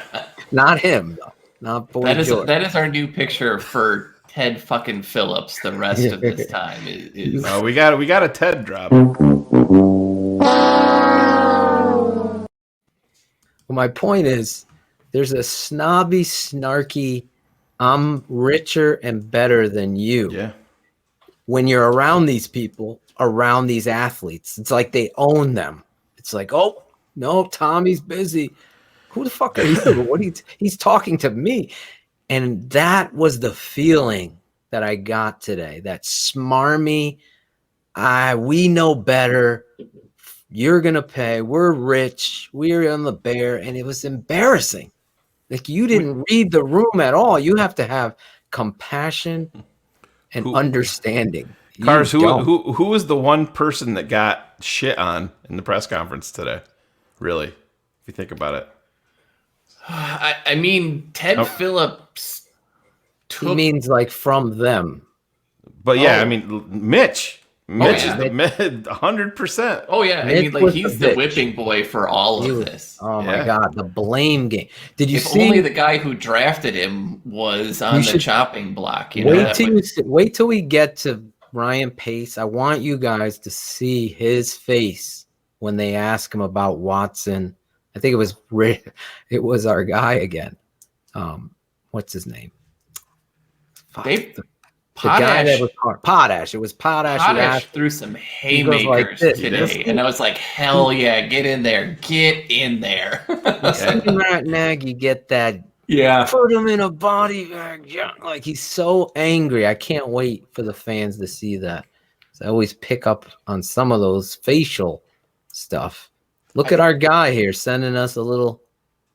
There he is. Oh, there Lemuel Stinson rocking that swag there. That TTNL swag. It came. That's what she said, Alex. And Chris and Heather delivering the mail, Shayne. Deliver the mail. Rocking the TTNL. He didn't have to pay for it to pick it up, did he? I knew Phil would love that one. I'm gonna text him and ask him, did they make you pay for it? Those Sandlins, they do that every night.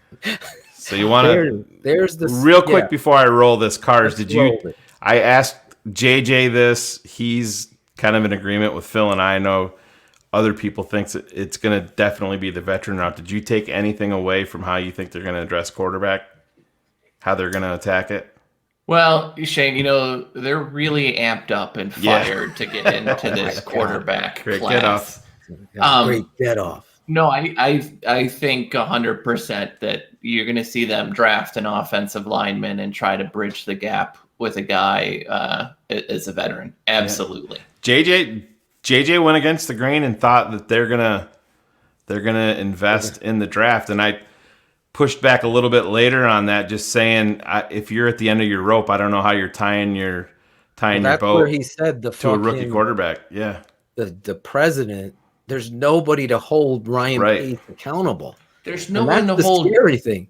George, do you remember the moment that stood out was, and I think it might have been Potash. He asked some question like, you know, who do you have to be accountable to? And George was like, I mean, I have to speak to a board. Yeah. That board is your brothers and sisters and 2 minority owners. Like, think about that. You're the people you answer to don't give a shit about anything other than a paycheck that they get from this organization and the valuation going up. And you're going to use like, well, I have to answer to mommy and my brother. Like, I'm sorry, I can't even speak. I'm still so angry. I'm so angry about. I'm about to get more angry now. Yeah, here we go. We're gonna kick this off, and we're gonna pause it along the way. I mean, we're not gonna listen to the whole thing just because we don't have all the time in the world. But we're gonna the parts that drive us the most crazy or that we want to address. We'll pause and talk. But here we go. But feel I'm free to particularly talk. grateful for Ted's steady hand when the team faced adversity. Okay. Guess we can stop it right there. I'm done. I'm gonna pop a vein in my head. Thanks for joining us, everybody. Yeah. Like JJ said, that's exactly where the fucking truck goes off the rail. But you know what that was, right? That was George trying to take a bullet. Yeah. That's all it was, right? Because George, who's probably one of the nicest, kindest guys, but because of that, he can't make these moves. So he was trying to take a bullet preemptively because he knows how many people have written and told him the record under Ted Phillips, right? Like everybody's told him that you've been to the playoffs 6 times in 20 years. But here we go. Steady hand, Ted. During this past season, and as he and I went through the end of season evaluation process. But okay, him and George went through the evaluation process, but they don't meddle, right? Exactly. They point that out later in the presser, and you could see where George is irritated. He goes, "Well, no, I'll comment on that. You know, I think it's quite ridiculous to say that. Well, no, Ted, you actually did. LaDainian Tomlinson is not a part of the Chicago Bears because of one person, because of Ted Phillips.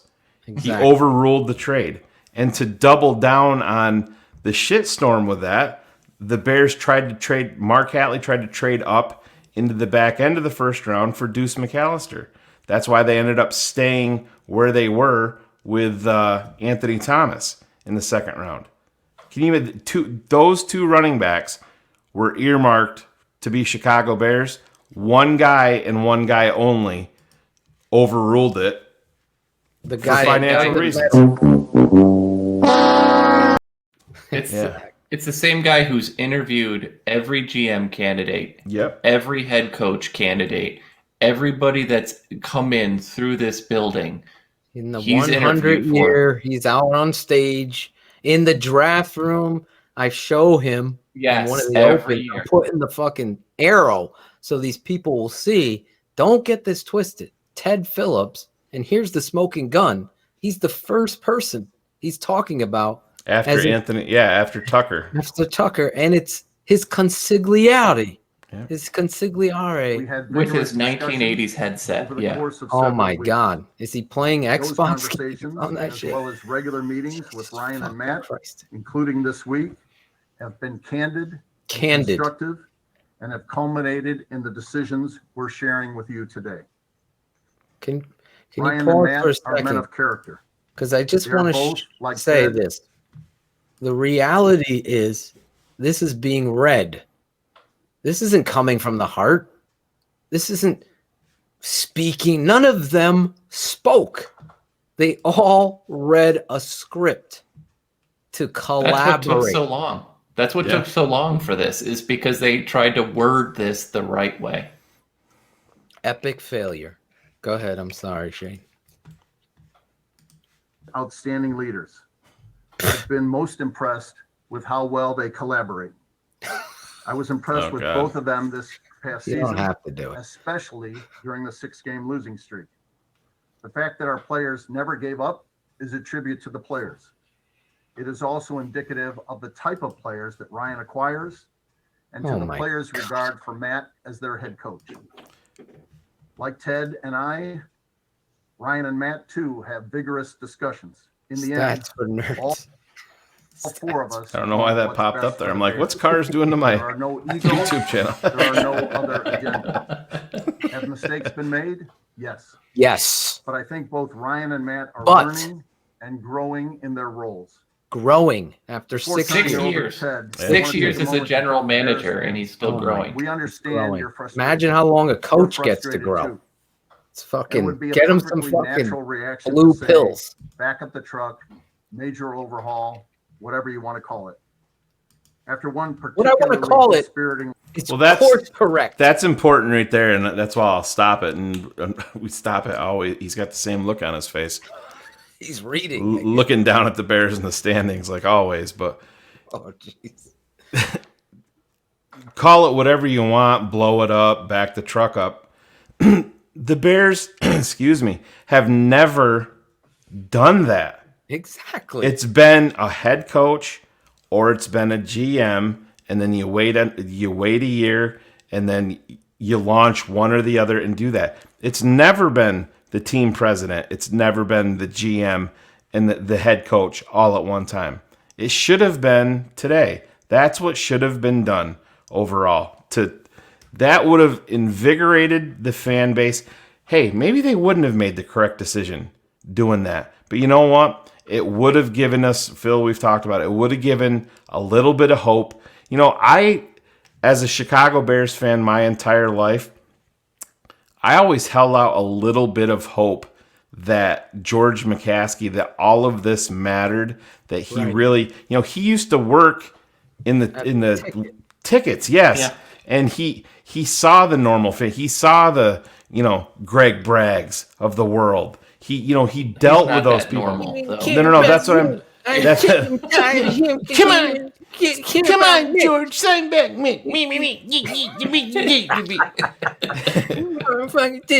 But I always thought that he was a little bit, for a billionaire, he might have been a little bit more in touch with who we are. I lost any form of respect that I had for this man that's up on the screen, paused, looking down. I lost all respect for him today. All of it. Just buy TTNL swag. Sorry. Yep. Raphael. I totally am with you. Nothing, and we all know this, right? None of this changes until Ted Phillips is gone. Yeah, absolutely none of it. Oh my God. And people thought we are crazy cars. No. We heard it from the likes of, you name, the Danahys and the fucking Wilfongs and all these. Stop with the Ted Phillips stories. Don't be a meathead. No. This is a showcase. A season ticket holder sent me an email that read, we should have listened to him. Jim Larison. Better. Jimmy Larison. I get it. You don't get your it. Bears being winners.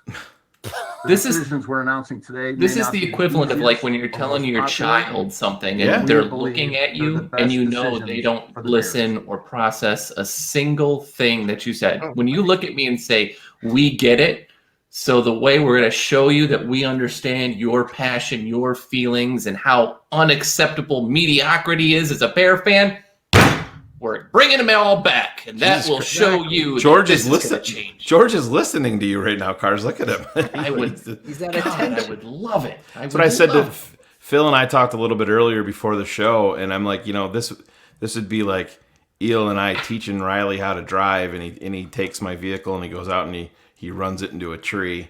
We go out and get it fixed up. We give him the keys. He goes out and he runs it into a tree, and we're like, "Hey, Rye, come on, we gotta do better, but we can't keep on running into the tree. You're doing this over and over again." So we give it to him again, and he goes out and he hits the same fucking tree.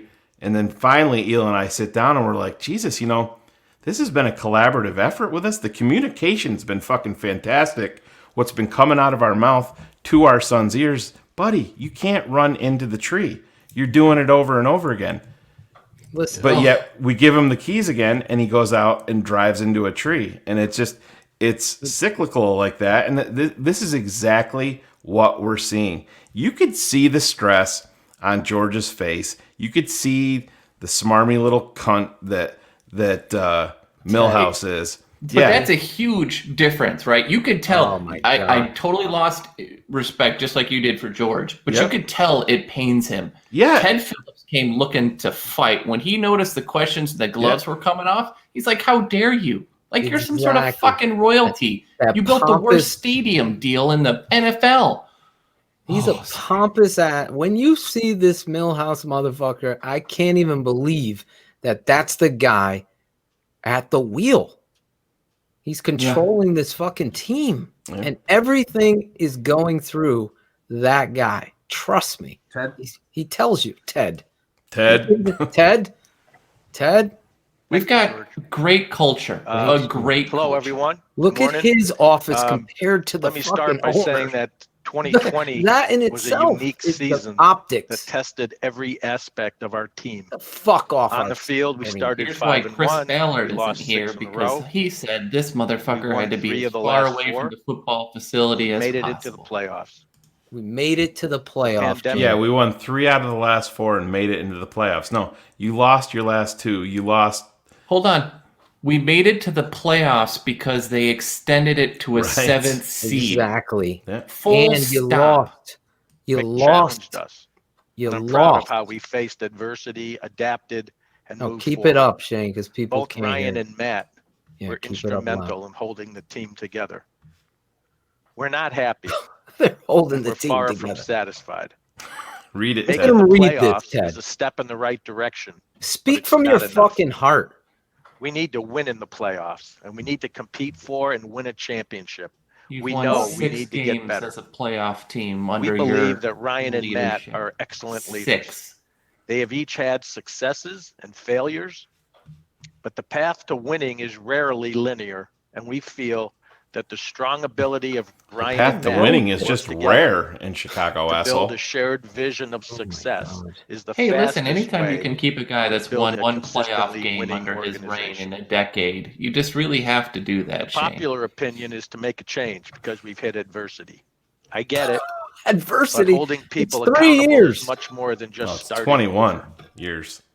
Other teams looking for new football How would you know leadership, about being held they accountable point to the ability when to you've overcome never been held adversity, the accountable? need to adapt to challenges, Get this the need to fucker have a out. But that's the difference right there. He's talking about backing the truck up and clearing the house of everybody below him. Because he's an untouchable. And that's exactly. That's where This the reminds media me of somebody. Yeah, that's where yeah, exactly. Right? Welcome to TTNL. Exactly. It's a whole new world.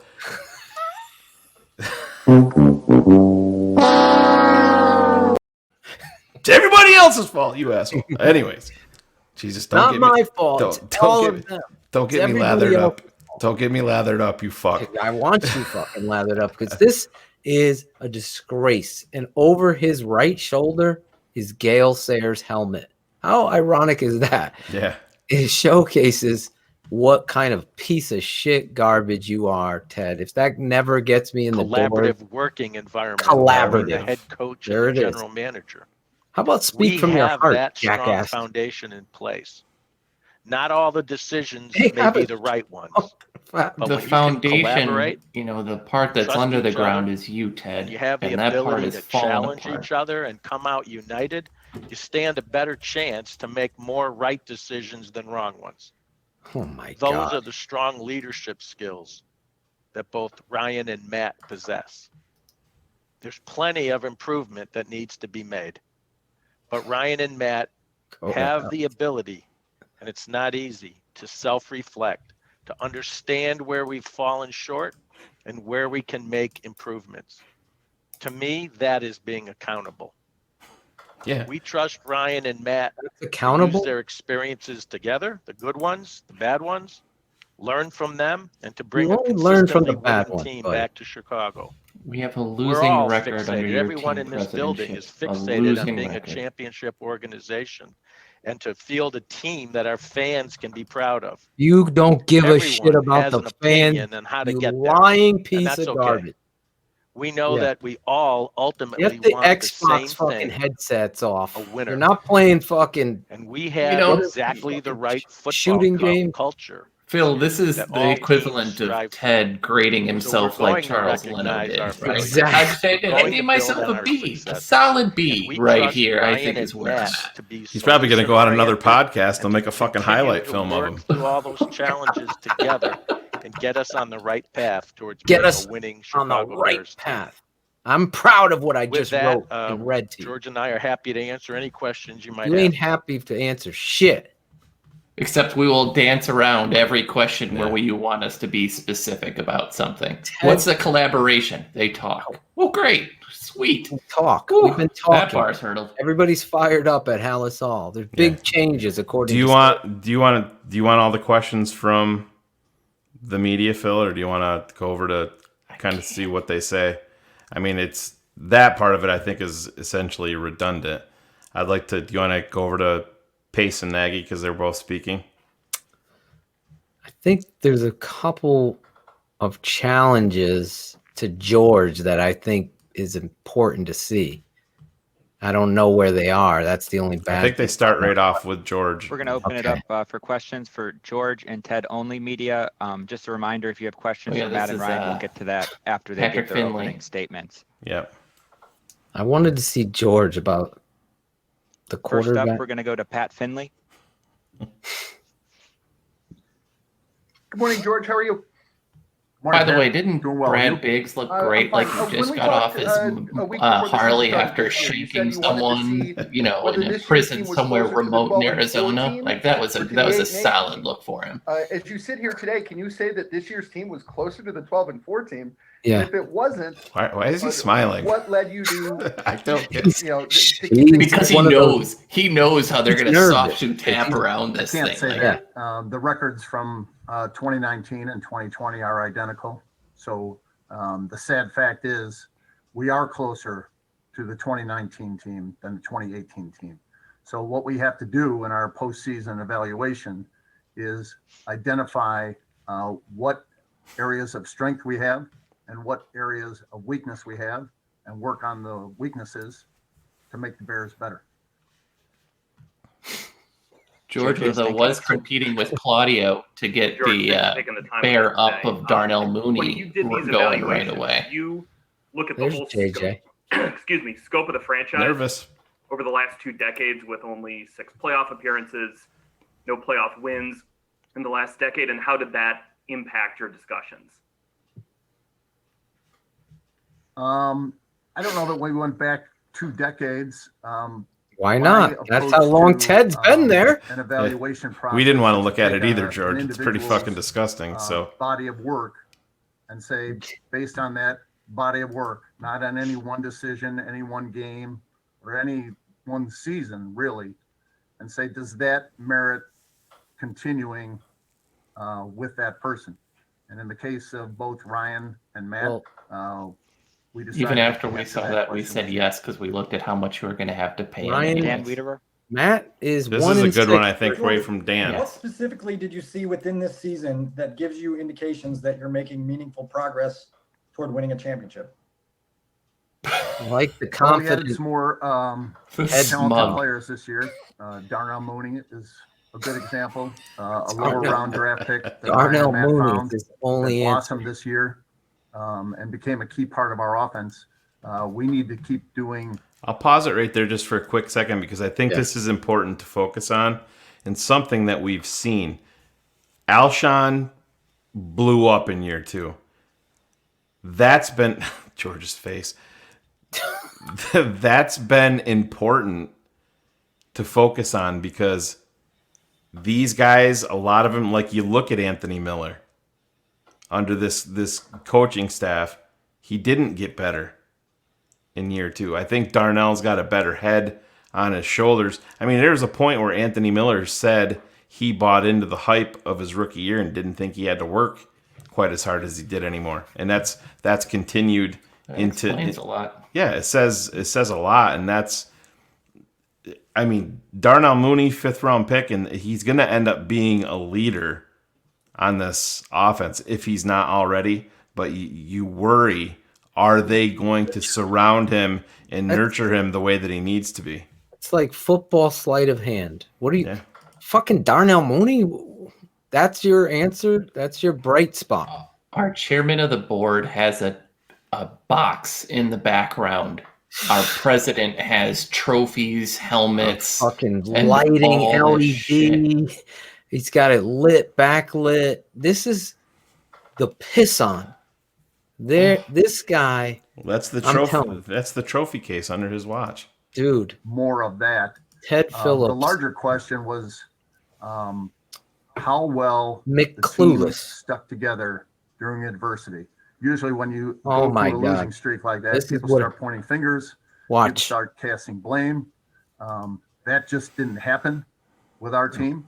And like It I said, didn't? that's a credit to both the players and to Ryan and Matt If you're for gonna accomplishing that. Pause Just to follow up on that, you Okay. said the same things a year ago that after an That was the one, yeah. Yeah, let it Play- go. Said that Let last it year. go. stuck together and everyone was solution And then I'll oriented. say what I want. You wound up back in the same 8-8 state and going Exactly. through the same adversity. What leads you to believe that the adversity eventually is not going to have to be dealt with?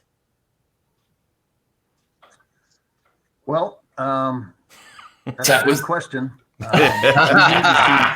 That's one I wasn't prepared for, Dan. Where we are now. Usually you But we guys think toss that me both Ryan softballs. and I Matt didn't know this Guys, was I going to didn't be an get that actual one. interview. Didn't write it. to lead us to success. I didn't know that was allowed to ask two Adam questions. Johns. Pause there, Shayne. This is a showcase of an organization, like I said, where football is secondary to money and corporate. It is the worst kind of business setup because it's like McDonald's caring more about the fucking Happy Meal gift than the actual substance of what you're cooking. That's the reality of But what that is is actually going on. what McDonald's does too, though, right? They don't care about the quality of the food. They do care about what toy they get you. Yeah. That is what Hey, the George, McCaskies kind of are going off doing. everything. Oh, Jesus, Adam. I was Adam had to driving, get- so I didn't get to see He had to his get fake that promo. background.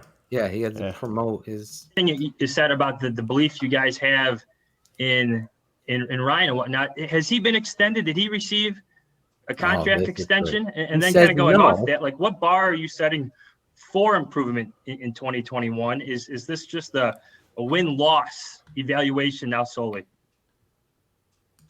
Neither Ryan nor Matt received a contract extension. As far as what we need to see progress. It's not a certain number of wins. We don't know what's going to happen in the 2021 season. We just had an unprecedented event during the 2020 season. Oh, that's going to be your So skate. we don't know what injuries are going to occur, what other challenges are going to arise, but we've got to see progress. You didn't see progress going into Adam this Hogue. season. And again, We did. It was just reverse But progress. Ted, you just said that you feel like you guys have the exact right football culture that all teams strive for. I understand that you guys feel like you have a lot of good people in the organization helping create that culture, but I think a lot of people would respond to that and say it's not necessarily a winning culture yet. So can you just explain why you feel like you have the culture been that 8 all and 8 football twice. teams strive for?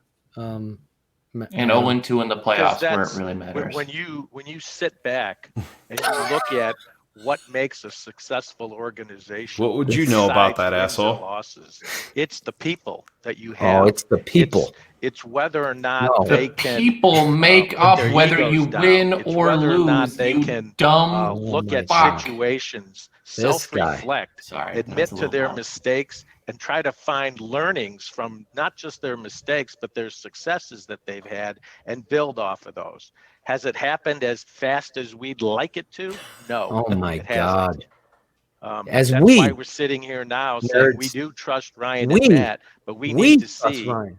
I'm improvement. making the We decision. need to see improvement. This is I your do president. believe that when you Nagy and as Pace are we've read second many to Ted times over the Phillips. last few weeks, there's a desire third. to fire everyone. When you don't win enough games, fire everyone. You fire you. That is not a recipe for success. Fire you. in our opinion. You're the one when you fucking believe thing in the that people that continues you to have be who can learn from their mistakes. in this franchise If of there was losing finger is pointing, you. You're the fucking we comment would that understand nominated. that is not a recipe for success. Look at That's not a good culture. We don't Your have culture that. sucks. Many teams, when you lose 6 games in a row, will fall. here and they go. They will finger point, as George did. pointed out. And You they Because will well, did. he's You used to that because he's Receivers seen that fighting on the happen. field, did. you Did asshole. we do You well lost in to the the playoffs? Lions. No, we haven't At won any home. playoff games. Asshole. In Talk Ryan about and it. You Matt's lost the tenure. playoffs. That's not You good got enough. beat by your rival. But we do twice Went think two the and four in the foundation is division. there. You're You- 1 They're and both 6 solution versus oriented. the Packers and we're with expecting Nagy. improvement this year. Talk about those things. Brad Biggs. Such a fucking. I get so fired up. Morning, George. I'm Here curious, comes what Sons of question Anarchy. did you ask Ryan and There he Matt is. He looks like specifically he's about a the quarterback person position? on the Sons of and Anarchy. what did they offer you that provided you with confidence in regards to that position? Why Well, is we he did cut discuss off? the quarterback position at length. I'm not going to go into the specifics because I don't know why YouTube their it's moving the end-of-season thing up. I evaluation of the roster try to I hasn't been go there and completed. There you but go. every time I But click off of pretty it, it clear, we need better goes production back. from the quarterback position Matt Bayer or Bayer, excuse me, just has probably Are you confident the best they can quote deliver about that for you in 21? What did he say? Yes, Our we culture is so good, our receivers punch the same guy in 2 separate games this year. Exactly. Well, that's why I asked George. JJ. I was like, no one fucking brought I'm curious that to about him. And he your said he would have. process as the top manager in the organization. I know you've talked about meetings with Ted and Ryan and Pace, and you've said we in all of this conversation. As the final word, as the guy in charge, do you have regular conversation with fellow owners / family members? Do you have advisors? Or are you the final word on the performance? He has his consigliere. And It's Ryan Ted and Matt? Phillips. I mean, It's I know disgusting. you're the final word, but do you arrive at that on your own, or are you getting other input? It's embarrassing. No, I confer with other owners around the league whose opinions I trust, and I confer with. Can you imagine asking someone that's your competitor? How do you do it? You think they're going to tell you the right way? Come Kevin on. Fishbane. Are we fucking serious? Hey, George. You mentioned having the faith in Ryan and Matt when it comes to the quarterback position. Why do you have the confidence in them to That could have been everybody's question. Take another swing Why? at this position? Exactly. Why? I Show think us it's the the way why. they collaborate. Matt's been involved in player Collaborate. decisions since he's arrived here. Of course, Ryan has final say on the selection and roster decision, but it's how well they work together. Like I said, they have vigorous discussions. Vigorous. And we think Vigorous, their collaborative. collaboration will result in the right decisions for the Bears. Vigorous Mark discussions. Hey, George, even with this year's playoff appearance, the Bears have been in the Here's playoffs the 7 one guy. times in This is 28 the years part that I wanted since everyone. the end of the Ditka era. And to a lot of fans, that reflects on you. So how much merit is there to the idea that the Bears need people more TV. rooted in football to make these football decisions than you and Ted? Well, Ryan and Matt are Watch our this. football guys. I've heard it often that Ted meddles in football affairs, and that notion is just absurd. It just doesn't happen. He's the president and CEO. Ryan reports to Ted. But Then the what idea that does They Ted don't or get it. I, Watch. What meddle in does football Ted decisions just do? isn't true. Pottish. No, Double. that's not my question. It's not about meddling in the actual football, like on the field. I think the criticism is that you are judging the coach and general manager, and I think people feel that the Bears need people more rooted in football to make that decision. Oh, I beg your pardon. That's a valid criticism. My performance is evaluated by ownership and the board. My brothers and that's sisters. how Oh my that God. process works. And then you could just pause. Colleen That's Kane. all we need from the this. I wanted everybody. George, as you I met think- with Ryan and Matt over the last couple of days, what were you hoping to Jesus. learn about their plans for the future? And No, I'm letting you pause, huh? Yeah. Listen, Potash hit it out of the park. Her face, man.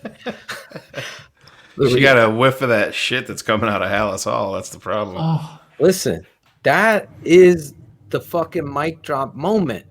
And that's the unveiling of truth. It's like the chicken or the egg argument, but in football. Somebody's deciding who's running football is you. So it's so important that you have somebody that understands football. Can you imagine? I gotta change her face. I'm sorry. There we go. Go ahead. You're the grandson of the guy who, without him, there is no NFL, and has been obviously good stories, great stories, bad stories. It is what it is with George Hallis. And this dude and his family know nothing about the game. I can't even believe in a family that's what happened, but that's what happens when money becomes involved. So that part, one last thing, just Potash, thank you so much, because that is the showcase of the position, as Sam Rutigliano said, the president of your organization is the one responsible for putting football people in organized positions to make football decisions that you all agree on. And Ted Phillips is in that position, George. You've admitted it. Potash cleared it up for you. It's not about, like Shayne said, oh, I like this kid, Mac Jones from Alabama. That's not what we're talking about. We're talking about finding the people. You've been in every fucking room on the plane. It almost goes down with Adam Johns getting this guy and getting that guy and being involved. And the one and Cars, you said it. Olin Kreutz came on here. David Kaplan came on here and verified it for me that Ballard said, I will take this job, but two things have to happen. Cutler's gone, and that motherfucking Millhouse, Ted Phillips, has no place in football operations. Mm-hmm. He did not get – the interview stopped because George is so fucking aware. He needs Ted. He needs Ted. And until that motherfucker's gone, this is not going to fucking change. It all came to fruition there. I don't even need to see Nagy and Pace. We will, but that is the mic drop moment. Ted Phillips is ruining the football of the Chicago Bears. And it ain't about meddling. Go ahead, Cars. I'm sorry. And just so we're clear, right, when I'm going to read these names, when he says, I have to speak and answer to the board members are Virginia McCaskey, George McCaskey, Ted Phillips, Brian McCaskey, Ed McCaskey, Patrick McCaskey, and then the two minority owners and Pat Ryan and Andrew McKenna. And you forgot their ages.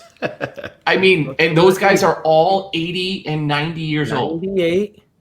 I don't know how old fucking Ted Phillips cheating ass is. There are 6 total McCaskies, including George himself. Five. You're answering to a board of your family and Ted, who's the president, who's basic. It's a fucking your mother. Your board is your mom. Your mom's in my business. She's in my business. Can't you see your mom trying to end this? She's cutting the crust off his PB&J while she's at it? I mean, what the fuck? Dude, what is it? Insider trading? You know what I'm saying? That's what it is here. It's like, what's convenient for the Ted is going to happen. With George is this fucking little piss-on boy. Ted's fucking office alone. I know you brought me on for this, right? I don't give a fuck that he smokes weed. They all smoke weed. Smoke weed every day. Do you notice Claude is the I know it by now. It's the end of the year. I already know. You bring me on. Claude's the only one that went with Bears attire. I couldn't today. That's right. Me either. No, well, I said no. Phil's got the colors going on. I couldn't. The tape never lies. Don't fucking get it twisted. Can anybody? Are we not going to talk about that? Trubisky got the MVP from Nickelodeon. Are we not going to talk about? How are we talking about that? Goodbye, joking. Obviously, I'm joking. No. It was Darnell Mooney Bowl. Yeah, we were just talking about mothers, and I couldn't think of a better place to add this asshole. There he is. How are we, gentlemen? That fucking Nickelodeon crap was garbage. Thank you. There he is. Fan voted, and we had to do one more time. Let's drag Mitchell Trubisky through the coals one more. Who are the fans? Who are the fans that voted? Matt Nagy and Ryan Pace? It was the Barstool guys that got all their minions to vote for it. Big Cat had retweeted that if you vote for it, he will get this at the end of the day. So then sure enough, he gets the stupid-ass award, and then everyone's making fun of him like they awarded it to him when it was a bunch of goofball Bears fans trying to bury this kid one last time. And we thought he was buried there, but then Nagy and Pace decided to bury him one more time today on the presser. How are we doing today, fellas? It's It's a red letter day here. This is the Cars household. Presser on. Are you drinking? Are you drinking? Cheers. All right, cheers. Well, of course, if I come on here, I mean, I'm no drunk Santa isn't around. He'll be back next year. Thank God. I think drunk Santa ended up in the clink somewhere. We're gonna have drunk Santa and the Walrus have a little Drunk segment. Santa, the Walrus. We got a bunch of care. We got fucking Millhouse. We got George's office versus Ted's office. There's so much going on, and it's all unraveling before it even happens. That showcases, like JJ said, it was a show. It was condescending. It was fucking scripted, which makes it even more condescending. Right. Yeah. And just Phillips was even reading after one of the questions he was reading.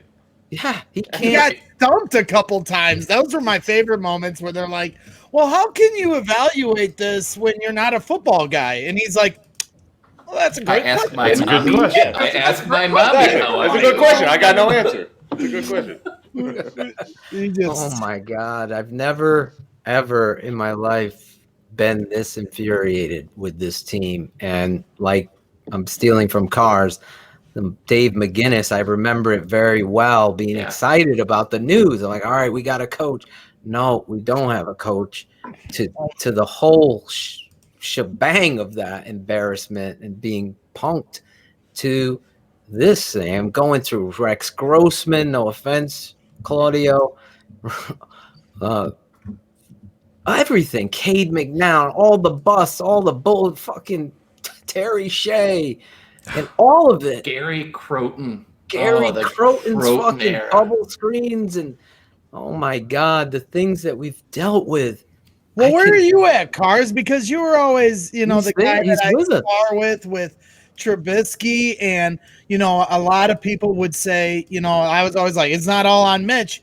And in this presser, you're hearing them talk about, well, we've got a good culture, we've got a good foundation, we've got all the right players, except for we just need the quarterback. I heard them say that a couple times. And the wins. We just need the quarterback and the wins, but otherwise it's a great place to be. No big deal. Yeah. Do you think that just switching Mitch out is this going to solve all the problems that we saw this year? I don't. That's the biggest, thing that is just laughable to me, is to think that all these little problems, the culture is good. George McCaskey, you had a guy fighting on the playoff stage. It was the most viewed NFL game of the weekend, and it's on Nickelodeon, and you got a guy throwing blows, getting thrown out of the game. That's not the greatest culture in the world. After they had talked to them purposefully about it, don't leave that out, that it happened before with the same guy. The culture, first of all, And then he's consoling them on the sidelines. It's Oh like my fucking God. getting them off the fucking field. Get out of my face. And the Like, really? culture of letting the first guy that fought stay on the team and then drop the biggest catch of the year. Exactly.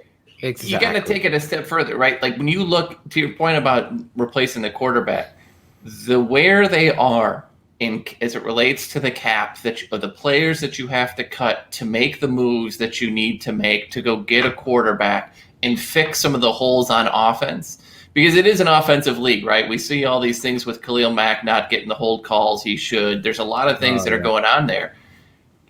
They're not a quarterback away. 2021 is going to be a throwaway season. They have to we kind of said it, like they're going to have to make moves that are going to be unpopular to free up money away from the defense that they built on. And who is the person responsible for that?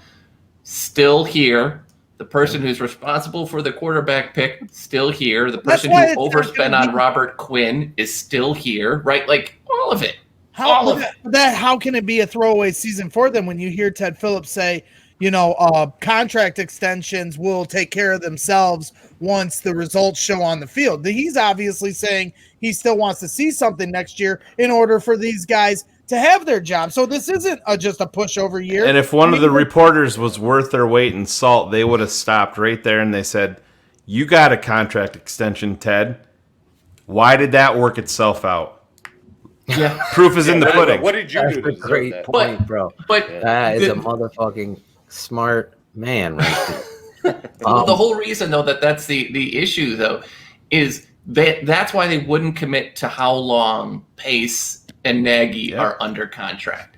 Because the only reason they're here is because Nagy's got 2 years, and they're not paying 2 coaches for 2 years. Yeah. They're not going to pay 2 general managers for 2 years. I don't agree with that. 100%. Dude, they've done this time and time again. I think it has more to do with George trying to win one these guys. I think this has more to do with George trying to win one for the Gipper, old Virginia. I totally agree with you. That's what this is like. I like these guys. I don't want to start over with my mom being 100 years old. Yeah, that's I don't think this is about the money. There are billions, even in COVID. They could pay another staff. Phil, when have they? When have they? Yeah. When have they paid when they fired Lovie Smith? He had years left on his deal. He had a year left. That's why they kept him. And 1 what does year, Nagy not have? 2. He's got 2. Trestman had 2 years when they let him go. He's the only one they've ever done it for. Only when they've done it before. He's done it one time. They've fired. With every other general manager, if their coaches had, like when Emery came on board, they forced a new guy to take. How many years do they have left on their deal? 2.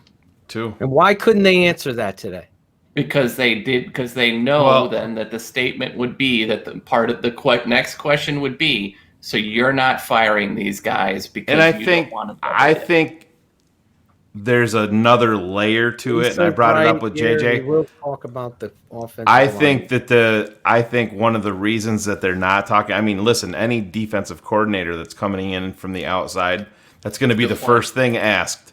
But still, they're not. You know what I mean? There's talk about Aaron Glenn. JJ gave you guys a list of people. Somebody like Sean Desai that worries me with the defensive line coach. Cars, you and I have talked about it. Hogan Johns have talked about it. Phil, you and I have talked about it. I'd prefer to. Nagy is a dumpster fire. Let's not get this. Just as bad, if not worse, than Trestman. This is on the tape. This is on the accountability, the culture that they're trying to sell.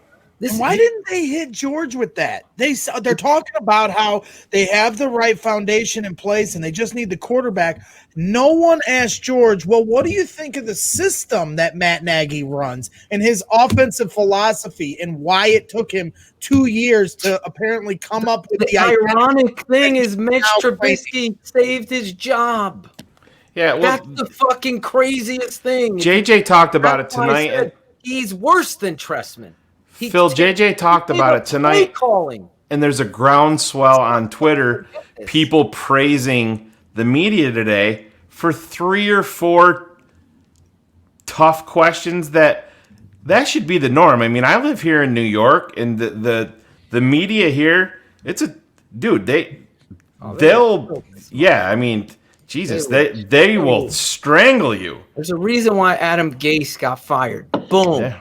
There's a reality here. Does anybody believe Matt Nagy is going to turn and will, unlike other blogs and shows and whatever, every one of us will come back and own our shit. That's what we do on Keeping It On. If I'm wrong, I'm going to say I'm wrong and fucking play it right in front of me and laugh at it because it's fine. But does anybody on this panel tonight believe in the Chicago Bears 2021? I'll find anybody. I'll find a way by next year, I'm sure. You'll find. Breaking news. The tape never lies. Network breaking news. Jesus Christ. Thanks, Barb. I have no idea. I don't know how that got in there. He makes me all these Christmas videos, and then he made that one too for me. Tell him the truth. How many times did you watch that? He makes this for me, and he had another one too that was like a Grease Lightning rendition of him and my mom, and they're funny. And then that one, my mom's like taking her shirt off, and I told Jenny because I showed Jenny after I watched it. And I was like, I don't know why I've watched this like 8 times. But it's too funny. I can't help it. But yeah, Shayne was nice enough to make some Christmas videos for me for a little Christmas Zoom party I made. And of course, fucking asshole Shayne's got to make. Dave Wanstead also was fired with 2 years left on his contract, as well as Dick Geron with a year. So they've done it twice. Listen, it's not there's no cap. That predates Ted. There's no president. cap. It doesn't predate the real person in This charge. is what they've and done. They hire Ted Phillips. if they have a new GM, they'll hire a new GM. They'll be like, hey, see if this guy's got something. They'll force him to stay on for a year, and then they could fire him. They did that with Angelo. They've done that with I am just so surprised that they pushed it a year. I mean, I was the one saying make the playoffs and you can keep your jobs, and then I talk out of both sides of my mouth because of how they looked in the playoff, and it just seemed like a no-brainer to me. This was the year of win now or go home, and they're pushing it a whole nother year. I just think it's so stupid when you consider the first round draft pick or whatever investment you're going to make into the next quarterback of your future. You're literally rolling over the same problem that you did with John Fox and Mitch, and then you get John out of here. Absolutely. And then the next year you're bringing a coach in we're going to get Mac Jones at 20, right? And then next year he's not going to be ready to play. Nick Foles is going to crap down his pants. Hopefully we win less than 5 games so we can get a good draft pick. Then GM gets fired, head coach gets fired, but we got Mac Jones, so we got to pick a head coach and a GM that fit what Mac Jones wants. It makes no sense. I get tired of this hamster wheel. That's why you got to get rid of Ted. And Cleveland Brown hamster wheel. You have to look at what the Arizona Cardinals did. They drafted, what's his name, Rosen. And they said, we're going to hire a coach. The coach spoke truthfully. Football's important to them. In fact, George mentioned Bidwell as somebody Michael Bidwell, yeah. He mentioned some. So, listen, I'm afraid that Shayne's going to be right here, and they're going to allow Ryan Pace to mortgage the fucking future and trade up into the top 10 to get a quarterback at 20. I'd rather than mortgage to get Watson, and I know that's such a stupid conversation, but I'm not going to let it go until it's told. I'm told that you cannot do it. He did it after he missed it and didn't even talk to Watson. Well, Cars brought that up, Phil, after you got off last night off the little pop-up show that we did. Yeah. And he's right. It would be classic Chicago Bears. It's Jay Cutler all over again. It's the exact moment we needed Jay Cutler.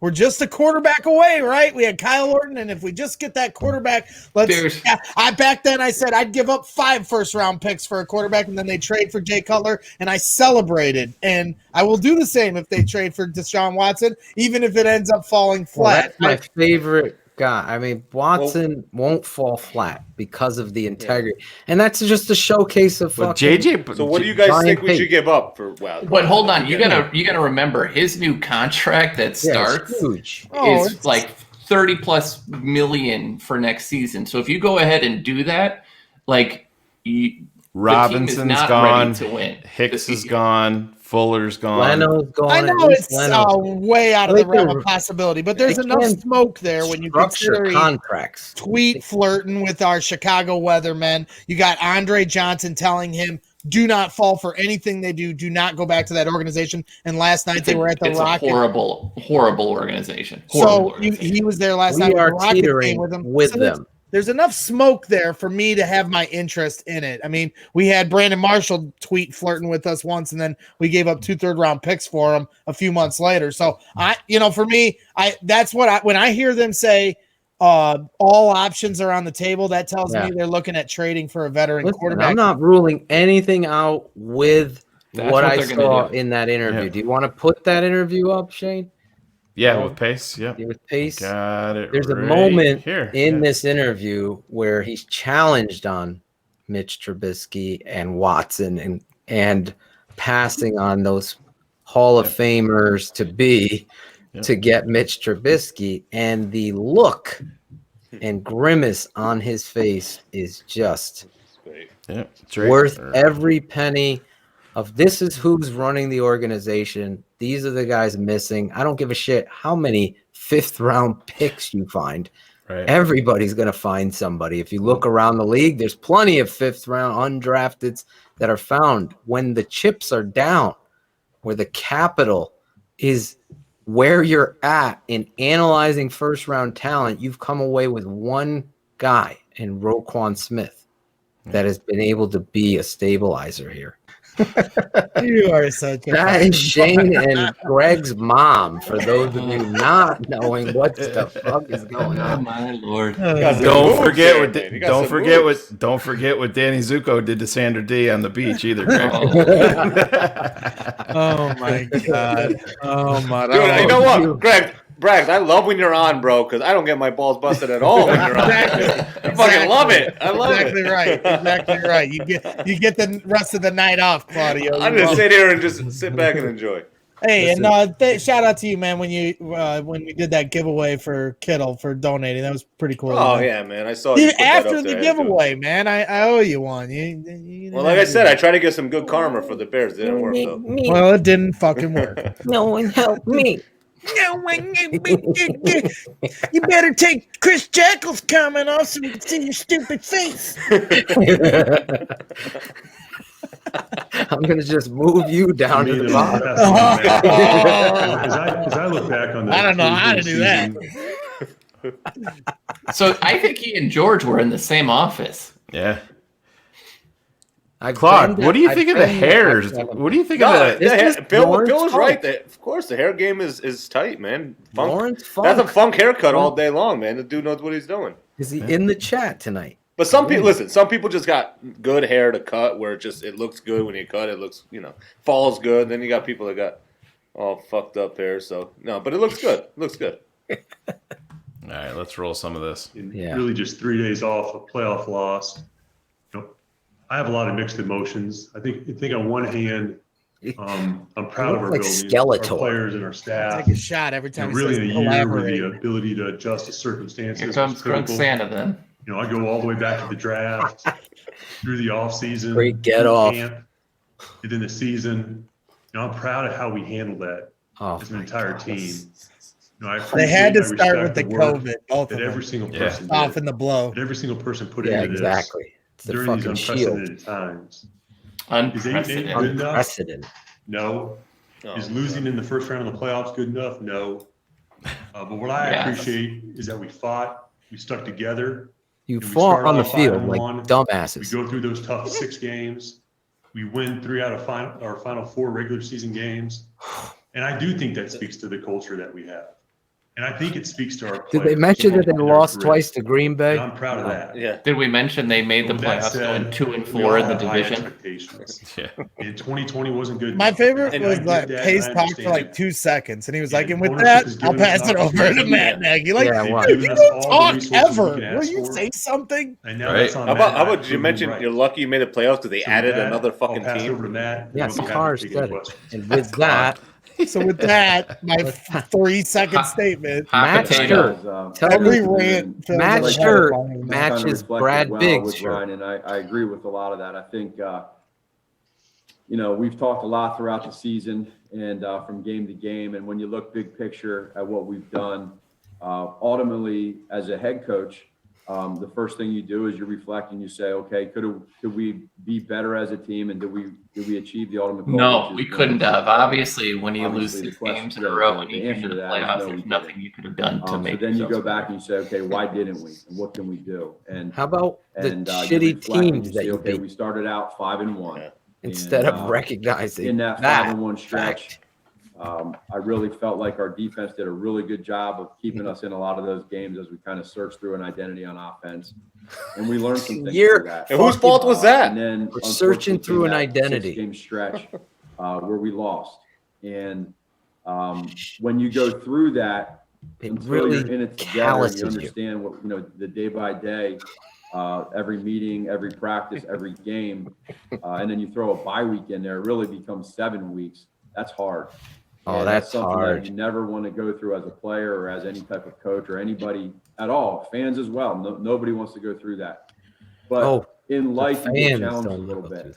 And we all get challenged in different ways of how are we going to react. And I think what it taught me as a head coach is that we have a group of guys that we've built over the last couple of years here, and Ryan has built since he's got here. Really learned how to. I mean, he does scapegoat at an incredible everything. level. He never takes any accountability. This is last year too. That's not easy. Oh my Neither God. does Pace, neither does Ted Phillips, neither does George. They They passed it all the way up.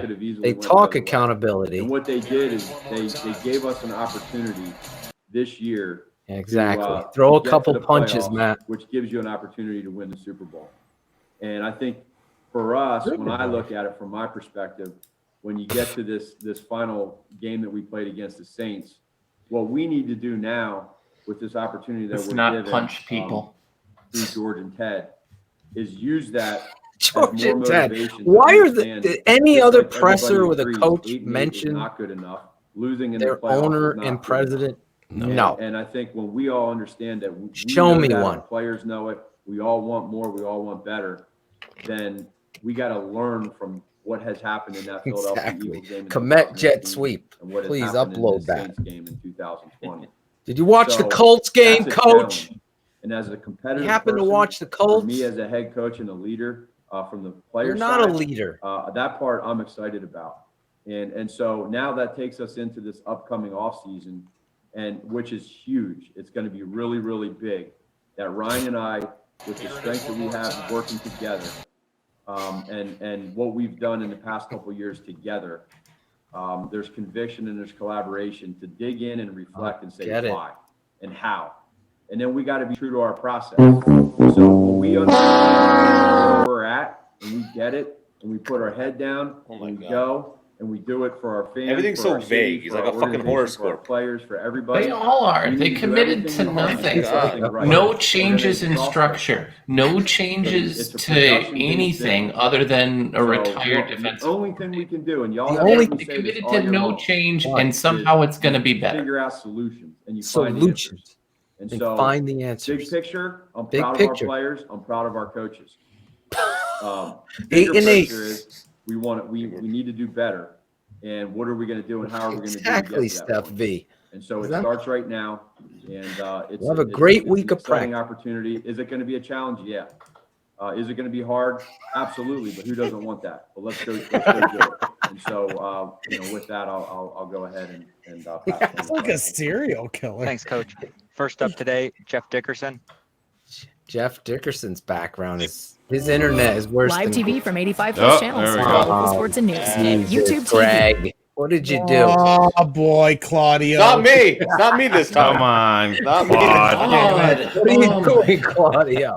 Try it You free. damn Not me. stoner. Oh, a double commercial. Oh, Let's put You don't on. pay for YouTube Premium? I mean, What is come this? on, man. Hi Hey guys, good there. to see both of There you. it Thanks. Hey Ryan, is I feel Ted. like every Philip. year we go back to quarterback. Everything's It just gonna seems like be that's the topic that everyone okay. always has during these end of year press conferences. Can you just update us? Look at his Where do internet things stand right connection. now at quarterback? In the fucking And roller let's rink. take Ted He, and bu- George. he bought Bragg's old laptop off Facebook. He's on fucking AOL dial-up. Working together to help find the quarterback solution, which maybe wasn't the He's in like case an a couple years arcade. ago when Back you in the drafted 80s, Mitch. 90s. How's that relationship going to Fucking work? Glow from Pac-Man. How Well, when do you're you just such a prioritize miserable human trying being to like come up with Jeff a can solution be for quarterback? sometimes, even your computer's going to Jeff, good react see to you, it. man. I think, as far as the plan at quarterback and, to get to where we want to go, we definitely need more of that out of that position. We know that. And what does that entail? That's what this whole offseason is about. You as we blew go into it. this, Jeff, and we're just, 3 days off. Take a playoff ownership. loss. We're That's just what this 3 days offseason off. is You've about. watched an And I think entire fucking when you go season. into- Don't tell me you're going to take. You had your fucking binoculars out. You were in at Green Bay. every game. You're there. That's your fucking job. Jeff, I go back outta to here. exactly what you just said. It's the collaborative relationship that Matt and I have. 3 and days. Why Collaborative. do we feel strong about Get getting this it. position right? Someone it goes hit back it. to that, the connected vision. I feel like when we identify There it is. what we're going to do at a position, No different than anything else. It's a For those of collaborative you effort. just listening, Collaborative trade draft. that's But I just have a ton of your confidence boy attacking Millhouse. it together. Every time you hear I collaborative, can't get into specifics for competitive reasons, but I can Oh, point yeah. to Everyone's competing with recent you, bro. drafts. I think They when all we've gone envy in your and we've said, fucking hey, culture. As you know, Jeff, it's going to be best player available, but we focus on needs, and you lean towards needs. And Ralph. we knew it, 2 years ago that running back was Ronnie, an the important limo position for us. driver, dropped. We went in there. We knew running back was an important position. Yeah, he was important. So we never fucking played him. Yeah, he's fucking Found a running back. And Jalen Johnson. Found our identity in the this year. playoffs. I just Yeah, have Jags got a running back, in the unity undrafted. that we have as a coaching staff. There's personnel Steve department, Edwards. Let's but talk. mainly that And Matt and I Owen. have, Let's talk and offensive attacking that line. together. Pat Finley. Oh God, here it is. I think. Hey Ryan, the last time you guys drafted a quarterback, your head Here coach we was go. in a must-win season and didn't win enough and got It's fired. so red and How will high. you balance the short term of this may be a must-win season for you and Matt coming up with making sure you do the right thing for the franchise in terms of trying to acquire that quarterback? It's every decision I make, Pat, it's the right thing for the franchise. That's just how we operate. That's just natural. Every and decision. So that's what'll go into it. It's not going to be thinking natural. Not talking It's to always your thinking head what's coach best for the about the Bears. It's quarterback best that in you're every move we going make. to, Yeah, or any that was- other. that was just coach. natural, Cars. Yeah, yeah. That was for the best of the organization. And that guy got fired for it, not you. Yeah. Exactly, Good, Sammy good. the Bull. Let's fucking Wiederer. extend Tariq Cohen. Running is Hey important. guys, this one's for both of you. You obviously were both very much immersed in the evaluation of the 2017 quarterback class. Yes. from Exactly. different Watch. organizations Good at the time. question. I'm curious, This Ryan, is where he from your vantage grimaces, I point, think. what missteps you identified from your own process 4 years ago that need to be avoided this time around? And Matt, from your angle in Kansas City, what can you bring from that process with the Chiefs that can be helpful to the Chicago Bears in 2021? I think, Dan, I'll answer your question first. Good to see you, man. I think, Good not to to see get you. fixated on the past, focus on the future, but I think We don't want to you're get right, you always fixated have on to the learn past. everyone. Nice to see you. How's the wife and Go kids? through. Anyway, go fuck yourself. I'm not going to answer this question. As I reflect I don't want to back, get fixated on me when fucking I'm- up missing a here's where we're aligned generational today, 'cause talent. It's true. Two of is them. Collaboration. The collaboration that Matt and I have. Oh my And I just have a God. lot of confidence. in Collaboration. together. For us in other positions we've selected. Take a drink, So Gregory. that's what gives me confidence as we enter this offseason. Oh my God. I fucking, this Yeah, guy. Dan, what I would say, Dan, is it's when you go through Ryan fucked it up. evaluating any Not my position, fault. every team has their own kind of way of how they. I wouldn't have drafted him. Yeah, person. exactly. If I was on the Every Bears, coach we has definitely their would own have way of how they go Mahomes. about it. I And understand. what I think is neat. And Mitch one of didn't drive that, parts so that he was Ryan out. and I and George and Ted have all Listen, talked about is the fact if that it there was is a me process. drafting, we would have had And- Mahomes. Yeah, Nagy I was was shaking in, the whole time. Kansas City with Look You at can it. see his chair Look at that shaking shape. behind him. Yeah, look at that. It's like on vibrate, Greg. He's shaking that He's leg. pleasure. He's nervous. And so the only thing He's got He's got a I think he's doing the leg remote shake, butt the plug going nervous on leg right now. shake, maybe. what that was. I thought And how Pat we did it. Fitzgerald And was we coming talked in through, here. okay, is that something that we want to do, and do we like it, and where's that at? And along with some of these other coaches as well that are on our staff right now that have been in quarterback evaluation. Here comes the processes. I think that's collaboration. valuable too. I So when you feel it. look at the whole product and the collaboration. I'm and sorry. what The you what? think I'm is just really the right confused thing, right and all of a sudden now. Say, well, whether it's at the quarterback position or for us last year at the tight end position, you coming figure again. out how you want to attack it. And for us, that's what we're going to do. And gonna we collaborate. realize that any and all positions, whether it's via the draft or whether it's via free agency or whatever, we're always going to do that. And we just talk through the how part. And that's as we grow. I think it's important to understand this is, this is our Grow? third year together Man, for who- Ryan and I. like, And as grow? we go into Who our fucking fourth year talks like together, this? there's things that we Jim learn, Boylan, we if you're a Bulls fan, you will understand that figure reference out, as well. Where did we go wrong here? Is it How a do we fix Chicago that thing? to get Big plays better are on nice. upcoming decisions? You got to grow And the that's what ball. You got to wear I the feel is spirit and the bears across your Know the chest. why. You Yeah. gotta What do you know see the as most why, important Asa. part of the quarterback evaluation process. Here we Obviously, go. you were part of an organization that hit the grand slam 4 years ago. Yeah, we could sit here for Collaborate. about 2 days on that question, Dan, and we could, and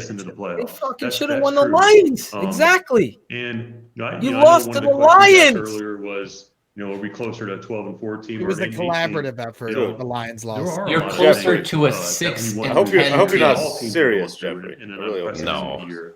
And I think we learn as we go through those moments. And we You are become closer stronger. to a I think there's 4 and development 12 of a team lot of than a young key 12 players and on our 14 team that have gotten better. Oh, God. God. My ears are starting to bleed. Look at. I blacked out for a while. What did I miss? Yeah, he just looked at his record as GM in Chicago. show him fucking teddies and look at every year of that thing. That's obnoxious. Breaking news. The Tape Never Lies Network. Breaking news.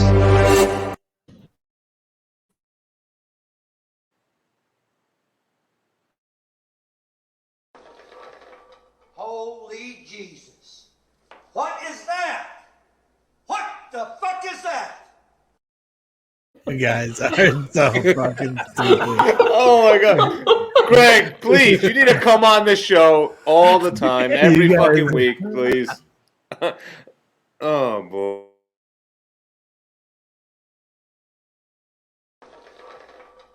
There's Greg's pimple. What is that? What the fuck is that? That's all Shayne. Did you play that for JJ? No, we didn't. He was scared. He had his kids with him. We didn't want to scare him.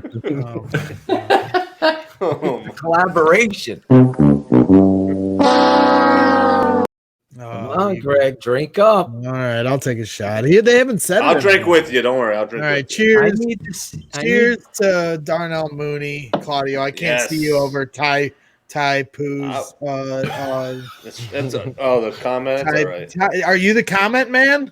Yeah, I'm the comment man. That's my one job. Well, it's blocking your face. So how am I supposed to cheers? It's all right. Here, we'll move it. Here we go. Cheers to you, Claudio, for putting up with these assholes. No, dude. There you go. It's all love. Oh, you've got it so rough, Greg. So rough. You're mean to me. Oh, Greg, you make good pancakes. Chubbs loves you, Greg. Look, Chubbs is my guy, man. Chubbs is the man. He's a good guy. You had a lot of love in Chubbs, you want to come? Chubbs, you want to come on? See, you got your headphones charged? You got your Jabra from 1997 all ready to go? I couldn't believe seeing that big red beard when he hopped on my show for a minute. It was glorious. He's got a big, magnificent red beard.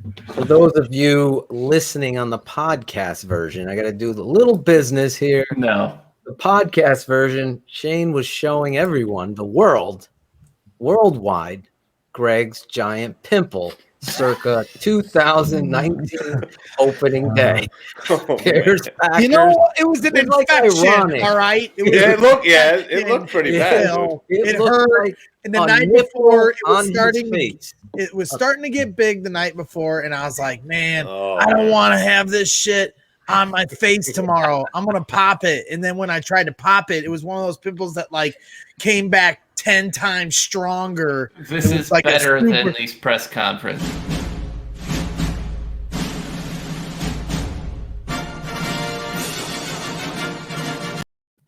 Now I can't take credit for that one, Cars. Oh man! Here we go. If you're new, bringing to out this all the show, classics. Hold on, we're gonna bring out all the classics. This is the Here we go.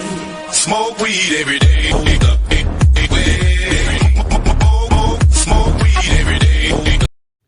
This is the Tape Never Lies Network.